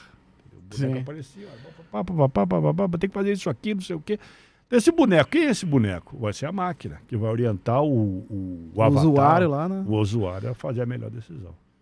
É um negócio... Então, não vai ter jeito. O cara pode querer comprar, não investir, ele vai morrer. O negócio dele vai acabar. Cara, uma coisa que eu escuto ali é que assim, no futuro vai ter robô, gente que vende robô e gente que conserta e faz robô. Tem aquela famosa, no futuro vai ter uma fábrica, um homem e um cachorro, né? A fábrica para produzir, o homem para dar comida pro cachorro e o cachorro para morder o homem para não meter a mão na máquina, né, cara? Essa aqui é uma piada da década de 90, para você ter uma ideia. E como é que tá hoje agora aqui? Sim. Então vai ter consciências militares, vai ter tudo, vai ter de tudo, cara. Eu, inclusive, a gente tem como cliente o Exército, né? E a gente vê os projetos que eles estão fazendo. O projeto da aeronáutica é um link entre todas as naves, tudo que os caras, vai todo mundo falar o mesmo protocolo. Do Exército, da Marinha. Isso aí o Brasil está sendo levado a isso. Porque senão daqui a pouco pode perder todo o seu tesouro. E eu vejo que os Estados Unidos já tem isso, a Rússia muito mais, a China nem se fala. Isso aí. As nações vão ter que investir nisso, queiram ou não queiram. E aí nessa linha, uma coisa que eu percebo também é a seguinte, muitas empresas querem começar ali uma transformação digital, né? Agora tá na moda falar isso aí. Transformação digital. Uma coisa que eu vejo também, tem muita gente que associa a transformação digital a um monte de mudança, assim, drástica, né? Não, se você não tem um sistema ali, aqui tem que colocar sistema, tem que investir pesado. Eu acho que é mais uma mudança de mindset, né? De mentalidade ali das empresas. Mas eu queria falar contigo o seguinte, né? Com relação ao fluxo de caixa, por exemplo, né? Muitas empresas começam lá a trabalhar o fluxo de caixa, trabalham, na verdade, o fluxo de caixa no Excel, planilha. E aí eu entendo que funciona, né? As empresas faturam, né, tá girando, mas tem uma certa limitação ali, não é? Eu ouço muito aí no mercado, por exemplo, né? Pô, aqui demora muito, aquilo que você falou. Tenho que ter o caixa lá 9 horas, mas é só 10 horas, 11 horas que eu consigo, né? A parte de análise, né, fica a desejar também. O cara lá que é o financeiro vira um cara da planilha, né? Vai lá corrigir cálculo, né? Corrigir planilha. E aí eu queria assim, que você comentasse um pouquinho, né, onde assim acaba, onde você acha que assim acaba o Excel, né, fica assim num gargalo assim, não dá mais para usar Excel e é a hora de entrar uma solução como essa aí, como o TM na empresa. Bom, o que eu vejo é o seguinte, com relação a essa resposta da parte de ter o dado, né? Ou seja, 11 horas eu tenho que decidir o que eu vou fazer. Muitas vezes os sistemas vêm, já tem todos os processos direitinho, tal, legal, maneirinho, tudo. Chega lá, aí aquela pessoa que é uma pessoa que já lida com o dia a dia do dinheiro, ela já olha assim, cara, esse número não está certo. Esse número não está legal. Entendeu? Ou então até a pessoa passa pro tesoureiro ou pro financeiro, pô, esse número não está legal não, volta aí. Volta aí. E aí você vê que o Excel, alguém botou um 0 lá, alguém fez uma marreta errada. Aí o cara que está de férias, aí botava sempre um número lá que ele sabia que aí está de férias, não passou para a pessoa. Então, esses processos, o Excel apesar de você poder fazer várias coisas podem falar com o Excel, planilhas, né? É um processo manual. É a automação de um processo manual. Entendeu? A proposta de sistema dessa natureza aqui é que você... Primeiro, auditoria. Ou seja, tudo aquilo que monitorar tudo. Tem tudo ali. Tudo que foi feito. E tem umas coisas interessantes do tipo... o cara entrou Um cara, por exemplo, entrou na base de dados e enfiou lá um número. Tem lá dizendo, olha só, tem até esses controles, olha, esse dinheiro aqui... Esse montante entrou dentro da informação e esse montante não entrou pelo sistema, entrou que o cara tem dedo duro também. Esse tipo de coisa... Imagina isso no Excel, não faz. Não faz de jeito nenhum. Não faz. Entendeu? Por exemplo, o cara tem... Não sei quantas... Aquele exemplo que eu falei no início. O cara tem não sei quantas empresas. Pô, para depois você jogar tudo lá, saber quanto a fazenda, sei lá, de Rondônia tem... em caixa, que vai vender, que vai pagar, e depois ter aquele conceito de multi-empresa, jogar tudo numa única situação, saber quanto é que o cara tem de dinheiro ali, isso o Excel não consegue mais. O Excel vai ser bom. Fazer relatório. O Excel é excelente. Por isso que a gente falou, pô, mas não adianta eu fazer todo esse controle aqui num sistema e a parte de relatório continua sendo feito no Excel. Pode ser feito? Pode. Então, mas por que você já não bota ali um negócio para fazer mais evoluído, que é do que o Excel? Sim. Então, tem também isso. E acho que a parte de cenários também, né? Você poder simular... Sim, imagina simular um cenário no Excel. O cara já tem que montar a planilha prevendo que uma hora ele vai ter que simular o cenário. O Excel é excelente, não tiramos, mas eu acho que... E mais, hein? Tem cliente nosso que já não quer mais nada em Excel. Mesmo para fazer planejamento orçamentário. Não quer mais no Excel. Por quê? Porque tem um compliance lá fora que diz que fazer isso aqui no Excel não resulta. Não vai para frente. Então o cara vai ser forçado a ter um sistema... Eu tenho clientes que já estão pedindo por causa desse problema. Cliente de Profix, que hoje faz todo acompanhamento de fluxo de caixa em Excel, e o compliance diz que Excel não é a ferramenta para isso. Ou Excel não, falando qualquer planilha não é boa para isso. Então tire a planilha. Como antigamente o pessoal fazia no pedaço de pão, aqueles naqueles papéis quadriculados, e migraram para VisiCalc. Eu sou da época do VisiCalc. E depois vieram para o Lotus, e depois vieram para o Excel, e hoje vai chegar uma hora que o cara vai ter que tirar disso aqui e botar em coisas especializadas, até para possibilitar a evolução para esse processo das consciências aí. Você tem sistemas especializados conversando entre si. De repente a Alexa integrada ali. Alexia e o anjinho aqui como é que é o nome da mulher? Esqueci o nome da mulher, cara. Pesquisa aí, pessoal. Produção, Demi Moore, exatamente. Demi Moore. Então, não sei se você viu esse filme, o cara era engenheiro e ela era amante dele, ela virou presidente, mas ele já tinha casado. Aí ela estuprou o cara, negócio louco, cara. Entendeu? Filme da década de 90. Assédio sexual, com Michael Douglas. Então aí parecia um anjinho aqui que falava as coisas, entendeu? É um filme interessante. Tem até uma frase muito interessante, que ela diz o seguinte: olha, a tecnologia vai suprir o que as religiões e as filosofias prometeram e nunca conseguiram cumprir. Eu achei essa frase um pouco emblemática, entendeu? Ou seja, curas, a tecnologia que vai suprir. Sim. Viver 1000 vidas numa só, a tecnologia que vai suprir. Dizem que a tecnologia avançada, ela difere assim da mágica, né? Você não consegue distinguir, né? Exatamente. Tem aqui, a gente está até conversando sobre aquele Black Mirror. Sim, são séries que são tecnologias que daqui a 10 anos já estão aí no mercado. Mais 15 anos. 20 anos. E tem coisa lá que já acontece lá, tem uma sacada de mentalidade também. Aquele episódio lá que a menina ela vive pelos likes, né? Porque se ela não conseguir os likes, ela não consegue viajar, ela não consegue comprar casa. Isso na China está sendo implementado. É um controle. E aí?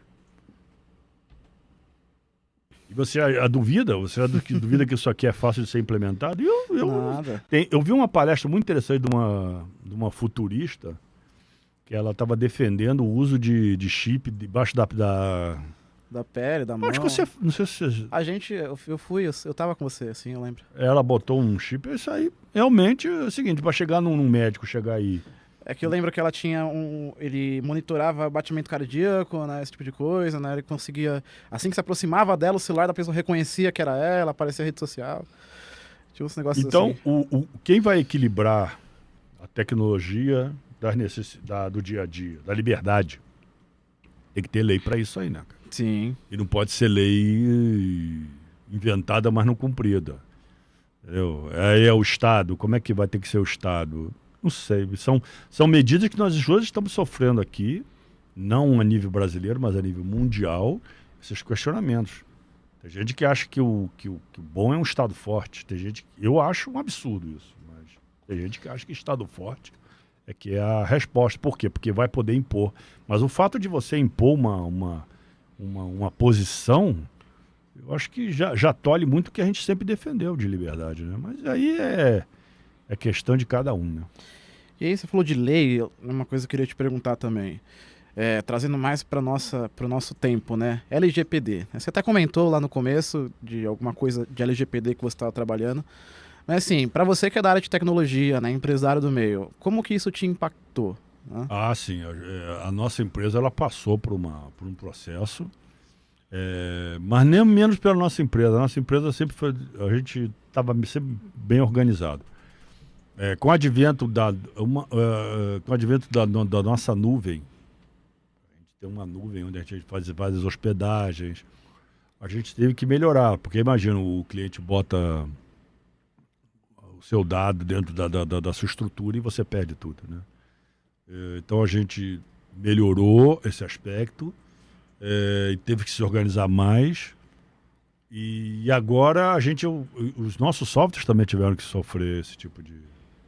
Por exemplo, o Mark Zuckerberg agora, há pouco tempo atrás, está ameaçando sair da Europa se não houver se a Europa não aliviar as leis de proteção de dados. É a briga que está tendo agora, né? Eu acho importantíssimo você ter o seu dado protegido.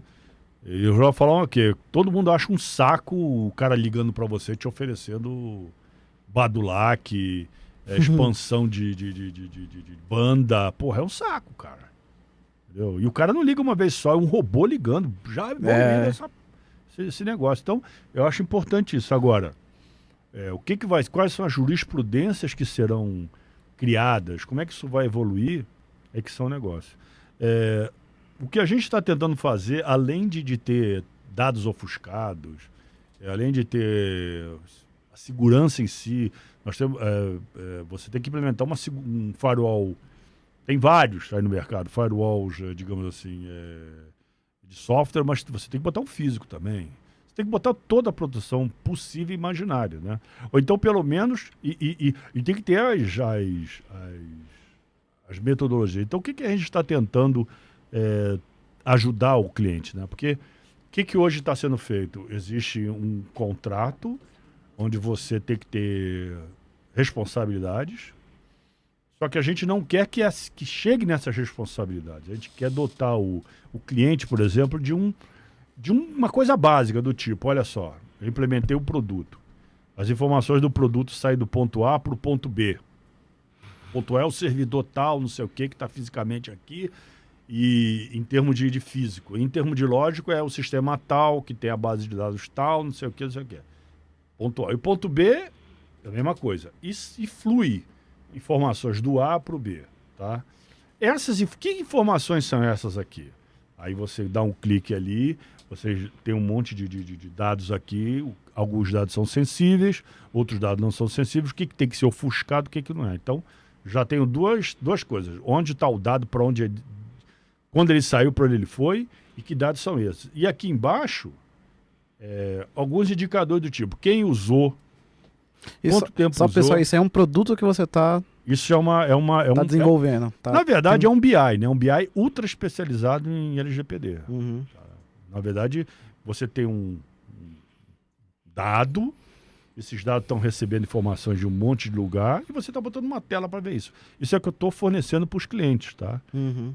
Não é uma parte integrante do projeto. Pode ser projeto de tesouraria, pode ser projeto de BI, pode ser projeto de planejamento financeiro, pode ser projeto do que for. A gente está fornecendo isso aí para ajudar o DPO da empresa a pelo menos ter um lugar onde, a partir desse sistema que foi implantado, eu tenho uma base de dados e uma telinha.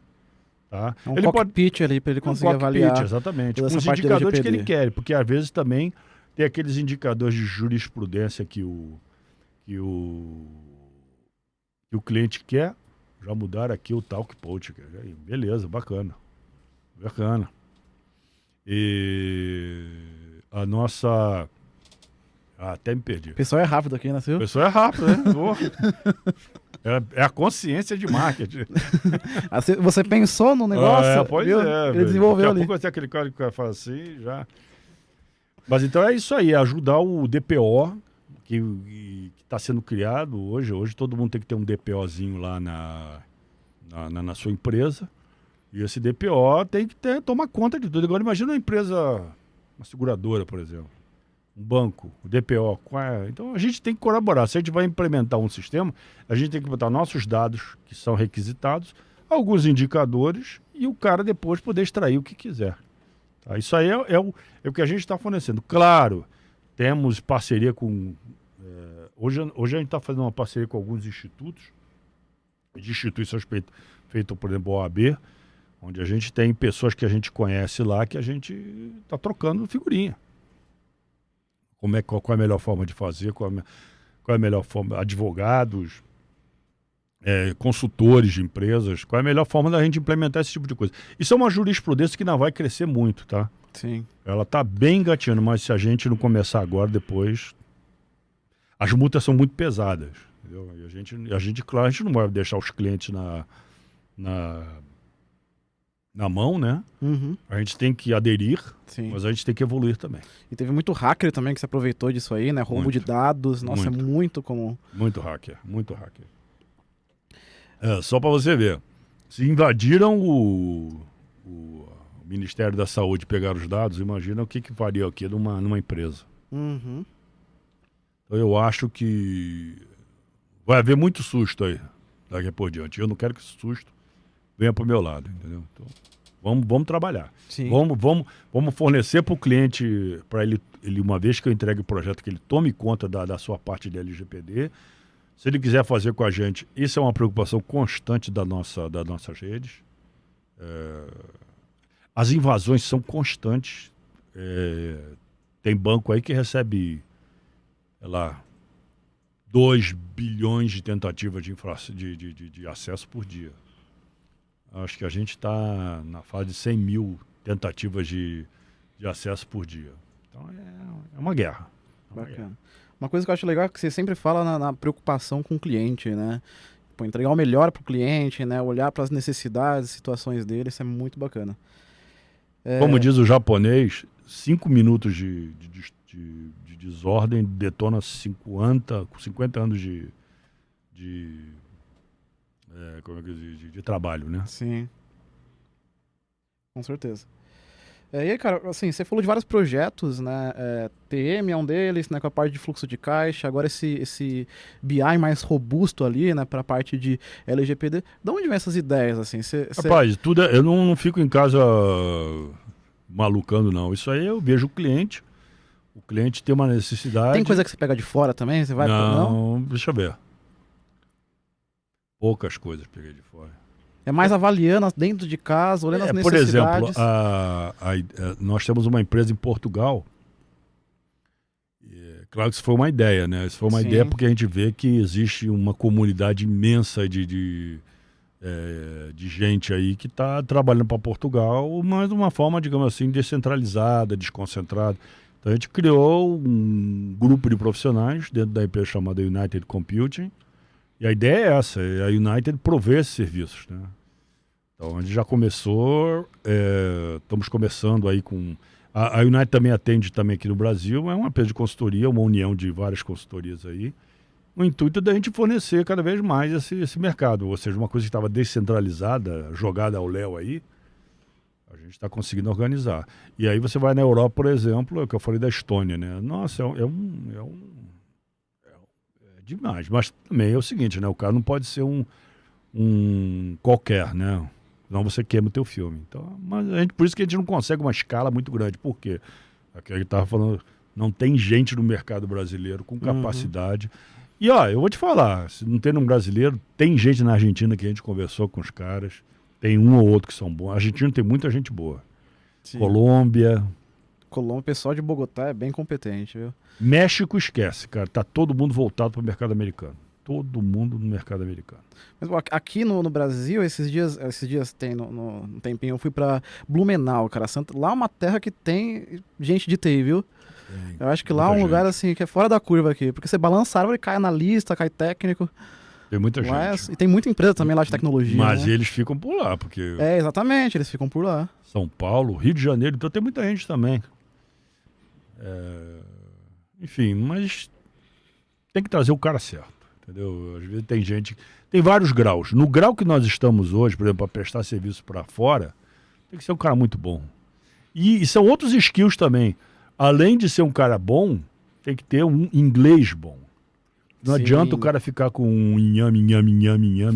Não adianta, cara. Tem que saber falar com o cara, se expor. Esse é o segundo fator. Não temos gente... pode dizer, tem um certo nível de inglês, mas para você chegar e até liderar um projeto, esse inglês tem que ser de razoável para bom. Isso também nós não temos aqui no Brasil muito, não.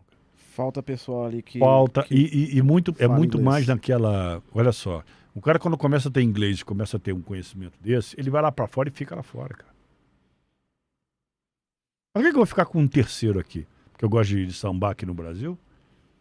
E aí vem toda essa, digamos assim, essa mídia aí desmistificar, querendo acabar com o que é bom aqui no Brasil.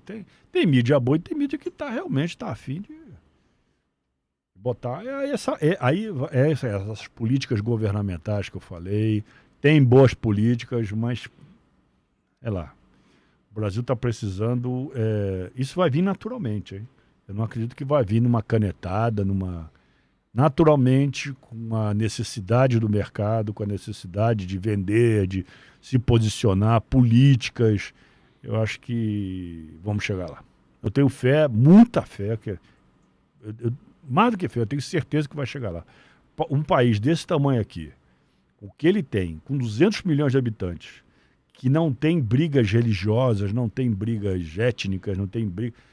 É um país unificado, todo mundo gosta de futebol, todo mundo fala a mesma língua, aqui não tem metade aqui falando tupi-guarani, não tem, é um país, um povo, eu acho que é questão de tempo, questão de décadas, talvez. Legal. E trazendo para essa, você falou do Brasil, né, todas essas questões aí culturais, políticas, com relação ao aumento da inflação, por exemplo, e o setor de tecnologia, para você que está no meio ali, de que maneira isso te impactou? Não você impactou sentiu em isso? Nada. Não senti nada. Não senti nada. Porque existe uma coisa muito engraçada que eu estava discutindo com nossos sócios lá de fora, que é o seguinte, hoje, antigamente eu fazia um projeto com 3 pessoas. Hoje eu faço 2 projetos com uma pessoa. Entendeu? Mais ou menos nesse sentido. Você dá as horas para essa pessoa, eu vou fazer um projeto com 400 horas, 500 horas, 1.000 horas, como 2.000 horas nossos projetos, né? E você dimensiona em horas, mas o que você tinha que botar de gente lá antigamente para pegar dado, para trabalhar dado, para colocar, para criar cubo, para conversar. Hoje você tem integradores que fazem isso. Então eu tenho uma equipe especializada em integração. E a integração, o que é hoje? É com RP, nós temos praticamente tudo. Tem uns web services, mas tá mapeado, web service é fácil. Você tem a pessoa que entende de orçamento, que geralmente é o líder. E pronto, você vai lá, começa a fazer, o cliente trabalha no projeto. Então, uma coisa que a gente fazia com 3 pessoas, hoje você faz com uma coisa. Então, isso aí compensou um pouco esse aumento da inflação, entendeu? Então, você pode manter a mesma taxa porque você vai trabalhar com menos pessoas. Por quê? Porque os softwares também estão ficando cada vez mais inteligentes. Eu tenho software, é o que a gente falou, das consciências, né? Uhum. Essas pessoas estão investindo muito dinheiro em melhoria dos seus softwares, em melhoria da tecnologia, em melhoria do ambiente de processamento. Isso aí, a nuvem foi digamos assim, um advento fantástico aí, tá? Porque hoje você não precisa, baixa o patch de correção, não, a nuvem já baixa você.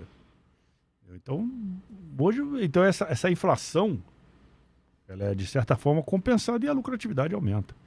Então, quer dizer, no mercado de TI, eu não tenho muito problema com relação a isso, tá? Agora, que isso aí afetou o país e principalmente a economia das pessoas, sem dúvida. Isso aí, inflação é uma coisa... Aí, se a gente começar a falar de moedas, de criptomoedas, a gente vai... Mas a ideia é o seguinte, a tendência é que a inflação, se não seja bastante controlada, ela fica em patamares cada vez menores, entendeu? Por quê? Não sei, talvez a produção, ela... Hoje a produtividade de alimento, por exemplo, é incrível. Petróleo, será que está faltando petróleo no mundo? Eu vejo aí nego descobrindo aí gás pra caramba. Então, quais são as políticas que aumentam os preços? Por quê? Porque a China está... Cara, tem tanto boi aí no Brasil, cara. Entendeu? Então, eu não sei. Falar de inflação hoje, claro que tem mecanismos de logística que a pandemia afetou, mas sei lá, eu tenho fé que esse negócio de inflação com criptomoeda, com esse negócio todo aí, com mais opções de financiamento hoje. Por exemplo, o BRICS já tem montado e está querendo cada vez mais fomentar um banco específico para eles. Para quê? Para que uma nação, um país aí, que esteja sofrendo sanções aí, possa ter dinheiro em outro lugar. E aí? Eu não posso ter dinheiro caro. Eu acho que o mundo está numa mudança significativa em todos os aspectos materiais, aspectos tecnológicos, aspectos comportamentais também. Não sei o quê, cara, o mundo muda, cara. O mundo vai mudar. Não adianta você querer determinado posicionamento que seja mantido. Eu sou um cara conservador, mas eu acho que tem determinadas coisas que você não vai conseguir impedir a mudança. Não tem condição. Tem certos tabus hoje que vão ter que ser... Alguns não, alguns vão continuar ferindo muito aí as outros tabus. Mas, cara, assim, é uma outra situação, assim, a gente vê todos esses aspectos, né, econômicos, sociais, políticos, e eu acho que o comportamento das empresas, né, com relação à tecnologia é muito importante, porque, por exemplo, com o sistema do TM, um BI, enfim, CRM, etc., isso dá ferramentas, né, para eles conseguirem se preparar para esses fatores. Então você tem lá uma polarização no Brasil muito grande, né? A gente não sabe para que lado vai, né? E de repente eu consigo lá criar cenários, eu consigo me planejar, me projetar para aquelas situações. Então, assim, mais uma vez aquela questão da tecnologia, né? Apoiando ali as áreas financeiras no modo geral, né? Com essas incertezas de mercado, né? Você vê aqui, por exemplo, o operário dos anos 20, dos anos 30, né? Existia uma política muito forte de operariado. O cara tinha... geralmente era um capitalista que tinha uma empresa que contratava. E aqueles movimentos, digamos assim, marxistas dos anos 20, anos 30, eles cooptavam essas pessoas, né? Esse público. Você vê, no ano de 90, 2000, esse mesmo público que era operário começou a ser substituído por robô, por tecnologias, por materiais diferentes, nem tudo era ferro, tinha... E aí o que aconteceu com esse público? Começou a migrar para uma outra esfera de conhecimento. Você vê, aí é o que dizem, né? Alguns sites de esquerda dizem que o operário gostou da vida burguesa, gostou de ter um carro, gostou de ter uma casa, gostou de ter um financiamento, botar filho... Então migrou. Aí, qual é o cara da esquerda de hoje? É um cara muito mais de ideias aderentes a políticas sociais. Não é mais lutar pelos direitos do trabalhador, é política social. O que é a política social? A gente sabe o que é. Então, invadir um pouco uma seara. Então você vê que tem uma coisa muito confusa. Então o que o pessoal está querendo fazer? São políticas diversas que vão contra uma política, digamos assim, mais capitalista, que nem tanto capitalista, porque esse cara do capitalismo também, ele aplicou medidas de RH, ele hoje tem plano de remuneração variável, entendeu? Também ele se misturaram um pouco, entendeu? Então, o que a gente vê realmente é uma guerra de poder de grupos, né, cara? O povo é uma coisa só, praticamente, né? Então, e a tecnologia... ela vai abranger, não, esses grupos vão usar a tecnologia de acordo com os interesses dele. Esse povo aqui vai usar toda a tecnologia. Então, quer dizer, aqui em cima é o discurso, aqui em cima é o uso mesmo. Quem é que não vai deixar de fazer um metaware, um metaverso? Quem não vai deixar de ter um metaverso? Quem não vai usar um metaverso? Você acha que um garoto que vai poder entrar no metaverso, vai brincar e dirigir carro e...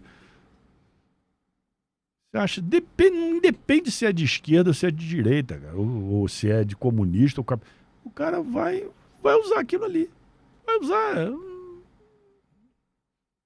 Você não vai usar? Com certeza. Então, você não vai se reunir com teus amigos aí? Eu acho que tem um lado bom e ruim, né? O bom, assim, tá numa reunião, você pode, às vezes, remoto, né? Você pode estar lá, colocar seu óculos e estar lá na sala com o pessoal. Isso já acontece. Já tem acontecido. Já tem acontecido. Em 3 anos, quantas apresentações você fez ali, com você presente e plateia? Nenhuma. Desde 2020... nenhuma. Você faz na tua casa, você faz do escritório. O lance do metaverso é experiência, né? Hoje é tudo isso. Né? Vai ter metaverso. A apresentação vai ser você voando ali. Vai ser, olha, vou mostrar o sistema já lá, né? Já lá, apertando o botão, entendeu? Então esse povo aqui vai usar a tecnologia de qualquer forma. Agora, esse daqui é que é o problema. Como é que você vai usar essa tecnologia? Você vai usar o cadastro dos vacinados para controle social ou você vai dar o contato social para fazer uma política coerente de saúde? Entendeu? Esse é que é o problema. Isso vai acontecer lá atrás. não queriam, no século XIX, esse negócio de recenseamento, o pessoal não queria. Não, que recenseamento o quê? Foi feito. Hoje, o que a gente encara do recenseamento? Uma coisa natural. E agora é esse negócio aí da saúde. Você vai querer um instrumento de dominação, que é o que está acontecendo. Tem muitas pessoas que imaginam que vai acontecer isso aí. Ou você quer uma política de saúde coerente? Usar o chip debaixo do... Vai ser facilitar você ir no médico, apertar um botão e o cara saber todo o teu passado, inclusive com o que teu pai teve, o que teu avô teve, e o cara sabe, bicho, você pode ter um câncer de próstata, por exemplo. Ou você acha que isso aqui vai ser um instrumento de dominação que você vai passar aqui? Depende do quê? Do pessoal que estiver aqui. Então, quer dizer, isso é um papo muito, na minha opinião, um papo muito... E o que vai ser decidido? E é isso aí, quem vai decidir isso, eu ainda quero que o povo que decida isso aí. Uhum. Agora, uma coisa é verdade. O que nós temos que ter aqui, de qualquer maneira, isso é educação. O povo tem que ser educado. O povo tem que entender o que ele é. O povo tem que não é ir para uma escola e ficar falando merda. O povo tem que chegar na escola, aprender o que é tabuada, aprender o que é isso, aprender o que é aquilo, respeitar o professor, fazer o curso, sair com uma formação. Tem que ter... Pessoal, antigamente, na minha época, tinha o tal do curso Educação Moral e Cívica. Eu achava uma coisa... Era do curso de História, né? Era uma coisa imposta pelos militares, né? Mas eu achei que, eu, por exemplo, sabia quais eram as siglas, o que era como é que o Brasil é. Se você perguntar para um cara se o Brasil é parlamento ou... O cara não sabe. Não, eu não sei. Teve uma menina aí que falou que... Como é que é? Que os deputados municipais... Pô, pelo amor de Deus. Deputado municipal, cara. Entendeu? Tem gente que você fala que teve guerra no Brasil, Farroupilha, Farrapos, o pessoal, guerra no Brasil. Guerra no Brasil? O que é isso? Eu só sei da Guerra do Paraguai que apareceu ali na novela ali do cara. Entendeu? Então, ninguém sabe nada, cara. Ninguém sabe nada. E aí é que é o tal negócio. As camadas de cima deturpam a informação. Porque se o povo não sabe, é fácil manipular. Sim. Isso tem que ter, gente. Tem que ter até para a gente poder chegar aqui num negócio, apresentar um software, apresentar uma tecnologia, colocar uma tecnologia no país e não haver, por exemplo, eu escuto gente dizer assim, vai botar uma tecnologia que eu vou perder meu emprego. É uma mentalidade muito errada. Tem gente que pensa assim. Não existe isso. A pessoa tem que entender, vou botar uma tecnologia aqui e essa tecnologia vai me permitir conhecer mais. Vai valorizar o meu passe. Vai me agregar, né? Vai me agregar. Isso tudo é educação. Eu acho que é isso que... Educação, saúde, o povo é muito abandonado. É muito abandonado. Né? Só tá morrendo. Enfim. E aí, o que é isso? Isso é o que a gente tem que fazer uma análise interna e votar. E votar não é votar no presidente, votar no senador, votar no deputado federal, deputado estadual, votar no prefeito, votar com consciência. Isso é um papo para... Já não é mais tecnologia, já é outra coisa. Mas é mais bacana, é um papo bom. E assim, trazendo para esse nosso universo aqui, eu queria... Você contou um pouco da sua trajetória, falou um pouquinho, né, dos softwares que você tem trabalhado, a gente falou um pouquinho do TM, os benefícios dele, que é assim, fantástico. Mas assim, tem alguma experiência com algum cliente, assim, um case, alguma coisa que você se lembre, talvez de desafio ou de sucesso com essa... Eu diria que não precisa falar o nome do cliente, mas assim, não, nem posso, né? Mas LGPD, lembra? Exatamente. Mas você vê que todo cliente é um desafio.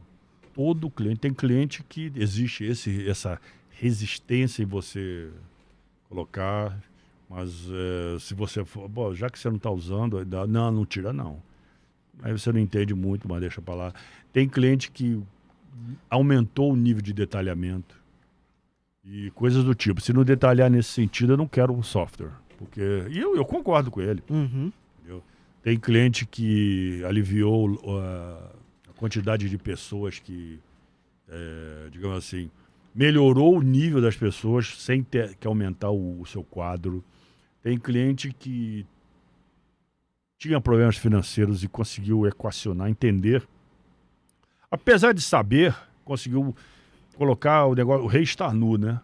Ali, aquela coisa que realmente agora eu consigo chegar para os donos ou para a diretoria mostrar exatamente o que eu estava falando. Entendeu? Agora está vindo novas implementações. Agora o cliente vai poder, por exemplo, pagar. Apesar de hoje os ERPs fazerem isso, tem cliente que quer pagar, quer gerar um mapa de tesouraria e pagar.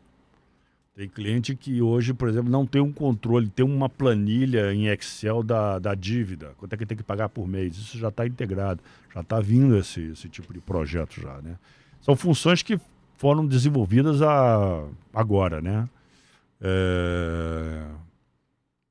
Enfim, a coisa vai evoluindo, né? A coisa vai melhorando, até o nosso discurso vai melhorando em função dessas novidades. A gente sabe o que é, a gente já implementou, mas você vê em cada cliente uma nuance que, poxa, por exemplo, esse cliente que tinha que ele queria descer o controle até o centro de custo. Ficou uma performance ruim. É muita informação. Aí a gente melhorou internamente as formas de carga, agora está rápido.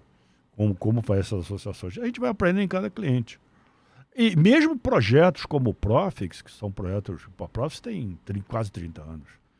A gente vê determinados projetos que a gente aprende bastante no negócio. Né? O negócio o cliente ele tem uma forma de orçar. Por quê? Porque os projetos são distintos, as empresas não são iguais. Embora o assunto seja hermético, né, as necessidades são diferentes. Muito diferentes, muito diferentes. Extremamente diferentes. Tem cliente, por exemplo, amanhã vai ter uma apresentação com um cliente hoteleiro. Controle de fluxo de caixa de hotel. Imagina o quanto esse cara não sofreu dessa pandemia aí. Exato, sem gente lá. Sem gente lá, entendeu? Sem como é que ele tem um hotel aberto? Como é que ele manteve aquilo lá? Entendeu? Então, talvez seja mais um cliente nosso e vai ter suas próprias nuances aí de hotel. A gente não tem ainda um cliente no ramo hoteleiro. E de repente ele identificou essa oportunidade, essa necessidade a partir dessa situação. A história que ele viu, a apresentação ele viu. Eu quero controlar meu caixa, mas só que quando for para o ramo hoteleiro, ele vai entender aí exatamente onde vai apertar o calo dele. Não é só entradas e saídas, é entrada, previsão de alocação. Pode ser um cliente. Tá? Agora, por exemplo, clientes de serviço, indústria, isso aí já está um negócio mais ou menos sedimentado. A gente já sabe como é que o cara trabalha, entendeu? Graças a Deus, não são clientes que têm problema de caixa. Tem problema de saber com exatidão os números. Tem cliente, por exemplo, cliente de empresas japonesas que a exatidão é tudo. Quanto é que tá? Como é que tá? Eu preciso dessa informação para mandar para a matriz. Então, é nesse sentido que a gente... E os próprios bancos, eles estão mudando, né? Os bancos agora, esses bancos digitais, eles estão muito perto de você. Não está no teu celular. Ele trabalha por score. Ele trabalha por... Você hoje tem banco aí que você começa com R$200 e em um ano vai para R$5.000, baseado no teu score. Se você é um cara que consome muito com cartão e por aí vai. Os bancos antigamente não tinham essa facilidade de aumentar o crédito, não.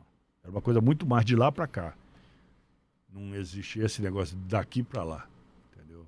Aí você ia Tenta hoje você entrar Infelizmente é isso. Tenta você entrar num saque de um banco. Você fica horas esperando a musiquinha lá. Tenta falar com um gerente de banco. Ele não toma decisão nenhuma sem estar com o tal do back-office dele. Isso aí eu acho que vai mudar. Vai mudar com a inteligência artificial, com esse regime de score. Uhum. Não sei se vão dar mais liberdade para o gerente. Antigamente, você fazia o seu fluxo de caixa junto com o banco. Hoje você não pode fazer isso aí. Em função dessas escalas, né? Então, você tem que decidir melhor. Você tem que ter ferramenta para isso mais aderente ao teu negócio. Se o fluxo de caixa não for aderente ao seu negócio, for um negócio genérico, entrada, saída, saldo, esquece, cara. Não vai servir para você.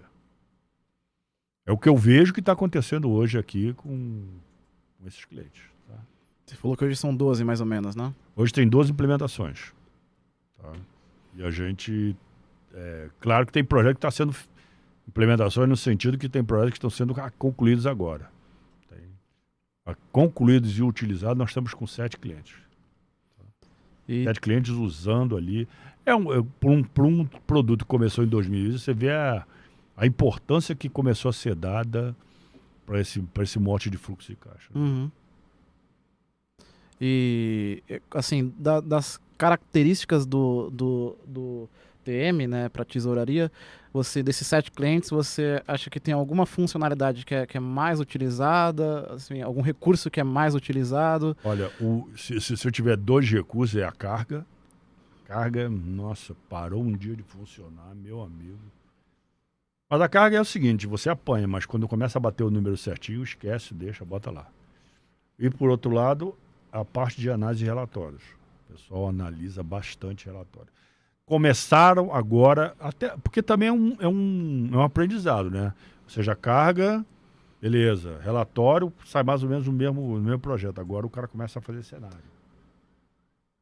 Começa se livrou um pouquinho desse processo de operação.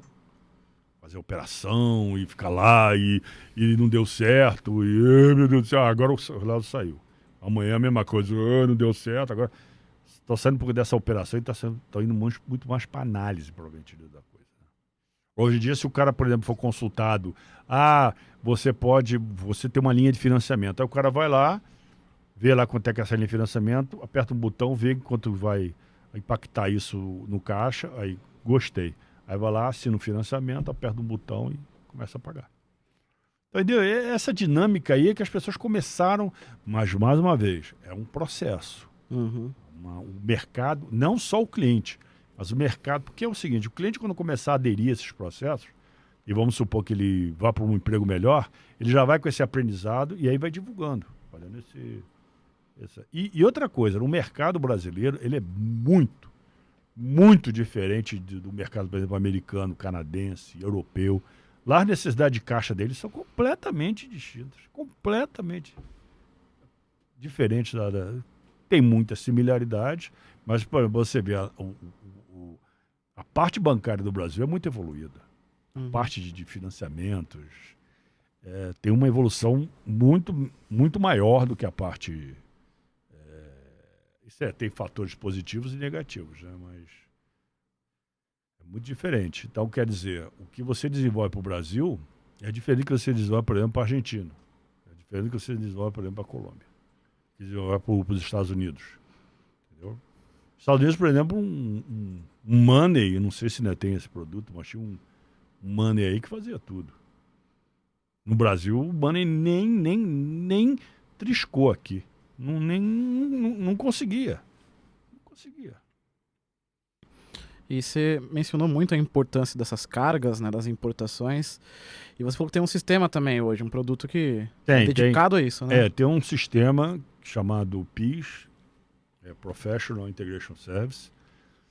A ideia do produto, esse produto saiu de um ETL, para quem não sabe, ETL é extração, transformação e loading, né? Carga. Eram sistemas especializados para data warehouse, ou seja, eles extraíam dados de um monte de fontes, centralizavam esses dados aqui, eles transformavam, por exemplo, notas fiscais em um indicador, por exemplo, sei lá, hoje, por exemplo, você tem o MRR, Monthly Revenue Recurrence, ou seja, recorrência mensal. Isso para empresa de software é tudo, ou seja...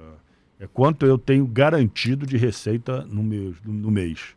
Então, você pega um monte de nota fiscal, vê no teu CRM qual é o tipo de contratação, se é cloud, e aí você consegue extrair aqui o que é o recorrência mensal, monthly recurrence, sei lá, às vezes eu me enrolo. Tem a mensal e tem a anual. Tá? Então, isso aqui você armazenava nesse data warehouse e você botava aqui num BI, né? Então, essa parte de extração, transformação do dado em informação e carga dentro de uma estrutura de data warehouse era o ETL. Só que esses caras evoluíram. Eles começaram a permear por todos os sistemas, né? Então, hoje você não tem mais só um ETL, você tem um... Aí veio o conceito de EAI, Enterprise Integration Application. E agora você tem esses orquestradores, integradores. São sistemas que têm a capacidade de ler daqui, juntar dados, botar em outro sistema, ler do outro sistema. Eles têm essa capacidade de permear por toda a tua base instalada. Às vezes tem um ERP só, ou não. E fazer com que esse negócio seja rápido, seja quase instantâneo. Tá? Aí vem tecnologia dessas linguagens do tipo Java, do tipo .NET, você vê, tem tecnologia do tipo XML, aí tem todos os protocolos JSON, tem um monte de letrinha aí, e esses caras congregam dentro desses produtos esse tipo de tecnologia. Tá? Então, uma vez que você consiga fazer essas comunicações aqui, a coisa fica bem mais rápida, até para implementar, para desenvolver e tudo. E esse produto, ele tem uma... Antigamente a gente fazia... Como é que era o produto? Você tinha que botar de A para B, tinha SQL, e quando você quiser fazer um negócio, uma transformação, você fazia um programa em Java e aí botava lá.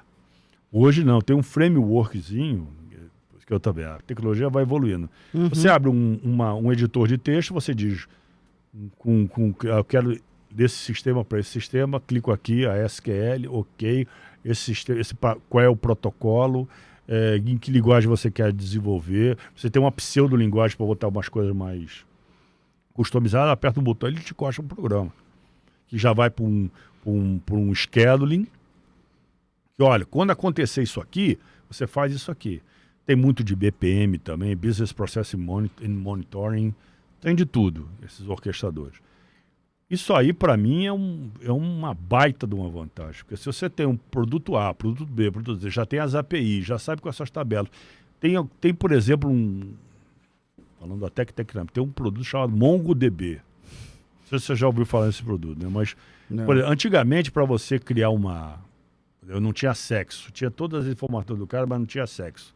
Você tinha que criar uma alter table, add column, por exemplo. Aí você botava lá, ele botava tudo como nulo. Aí você tem que botar. Agora não. Com esses produtos, esses MongoDB, MariaDB, tem MariaDB também, você associa um tag. Então, tá lá o sistema, você associa um tag e diz que daqui por diante armazene essa informação para mim. Ou seja, não dá pau. Você bota o tag e acabou. Eu tenho uma experiência muito grande com produtos de esse tipo Uber. Eles têm uma base de dados absurda. Que inclusive tem o trajeto do motorista. Imagina o tamanho de um negócio desse aí. Aí o cara toda hora quer fazer uma análise de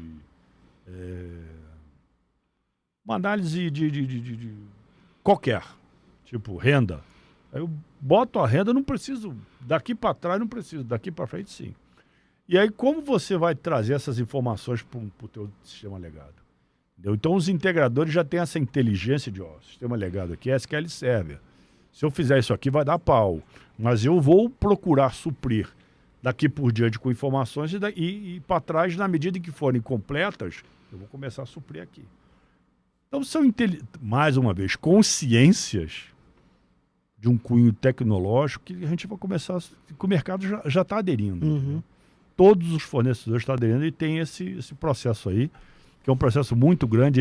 Esse software ele já está com mais de 100 clientes. É um software europeu. Não é exclusivo do TM, né? Pode ser utilizado... Ele pode ser utilizado... Independente da tecnologia, né? Independente. Ele é um software... Ele foi desenvolvido no Brasil e na Holanda. A empresa é holandesa. E tem clientes pesados. Bancos. Então, a ideia é que você... cada vez... Nossos projetos não usavam essa tecnologia. E, aos poucos, em função desse processo de cloud... integração de ambientes distintos, às vezes você tem TOTUS, às vezes você tem outro cara aí que não é TOTUS, aí você tem que juntar os dois dados, a gente está usando esse tipo de tecnologia, entendeu? E todos os projetos não é um produto caro, E todos os projetos a gente usa esse tipo de tecnologia. E aí tem cliente, por exemplo, que já pegou, gostou do negócio, aprendeu o produto e já está usando para outras coisas. Outras coisas completamente distintas, que não é mais Profix, não é mais TM. É integrar um sistema A com o sistema B. Sistema, por exemplo, de coleta de níquel de minas, produção mesmo de mina, com ERP. Então começa a diversificar, ao invés do contratar aquele cara para ficar lá fazendo programa em Java, você tem uma coisa muito mais estruturada, muito mais centralizada. Apesar de, por detrás, ser Java, ser JSON, ser toda essa sopa de letrinhas aí, mas dentro de uma única plataforma.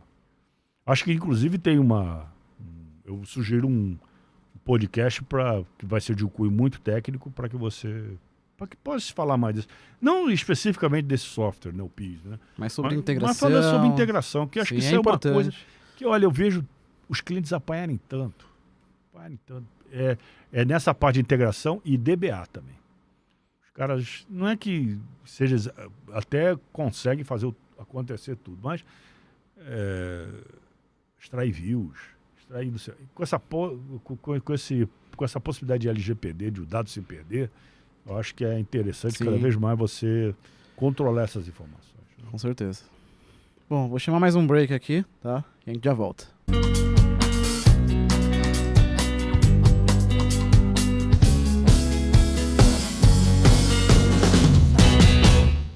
Pessoal, estamos de volta aqui e queria só finalizar e agradecer a sua presença aqui, tá? O Ricardo rendeu bastante assunto aqui hoje, né? A gente falou da sua carreira, história, produto, tecnologia, política. Não falei nem um décimo, mas vamos lá. Metaverso, mineração da Lua. Pô, mas muito bacana, muito obrigado aí pelo seu tempo, né? E por compartilhar um pouco aí da sua carreira, da sua trajetória. E assim, se o pessoal que está assistindo ali quiser conhecer mais de algum desses produtos, TM, PIS, tem um site, tem uma coisa que eles podem entrar em contato? Tem site, TMS, T de tatu, mãe, sapo, tms.money, M-O-N-E-Y, money, né? É um site que está lá, aberto. Uma coisa, lá tem uma coisa muito técnica, eu acho que eu sempre tentei guiar nossa consultoria, os produtos, para uma coisa mais do cliente. Eu nunca tive esse negócio de academia. Claro, o cliente se treina, mas eu acho que cada cliente tem uma necessidade, uma dor, tem uma vontade de evoluir, e até num cliente várias vertentes para evoluir, né? Enfim, quiser lá, tms.money, tms.money. A gente vai colocar os links aqui na descrição também, se o pessoal quiser, pode clicar, acessar. Tá ótimo. Tá. E ficar sempre essa mensagem, a nossa evolução é uma evolução constante, tá? Eu acho que tecnologia é isso, tanto é que nós tivemos empresas que foram compradas por outras, evoluíram por outro, e isso é tecnologia. A única coisa que ficou mesmo constante foi a consultoria, tá? É uma consultoria muito mais... eu não faço mais consultoria há pelo menos uns 10 anos, né? Hoje mais eu converso com as pessoas, nós temos o nosso corpo para fazer isso, tem o pessoal de vendas para fazer isso aí, mas a gente está sempre à disposição. Eu quero te dar umas referências aqui para o Talking Cash aqui, de pessoas, de profissionais que têm essa filosofia, muito bem sucedidos, tá? Que acho que a gente pode, digamos assim, gerar um caldo bom para essa iniciativa aqui, né? Claro. Eu queria agradecer também você aí, tá, Thiago? E se houver uma necessidade lá na frente de mais um papo desse aqui, fica à disposição, tá bom? Tranquilo, vamos sim. Então, pessoal, obrigado por acompanhar o podcast. A gente vai trazer outros convidados em outras rodadas, né, para falar sempre sobre esse tema, né, tecnologia corporativa, finanças, tesouraria, contabilidade. Então, fiquem de olho que tem bastante coisa bacana aí chegando, tá? Um grande abraço e até a próxima. Um abraço.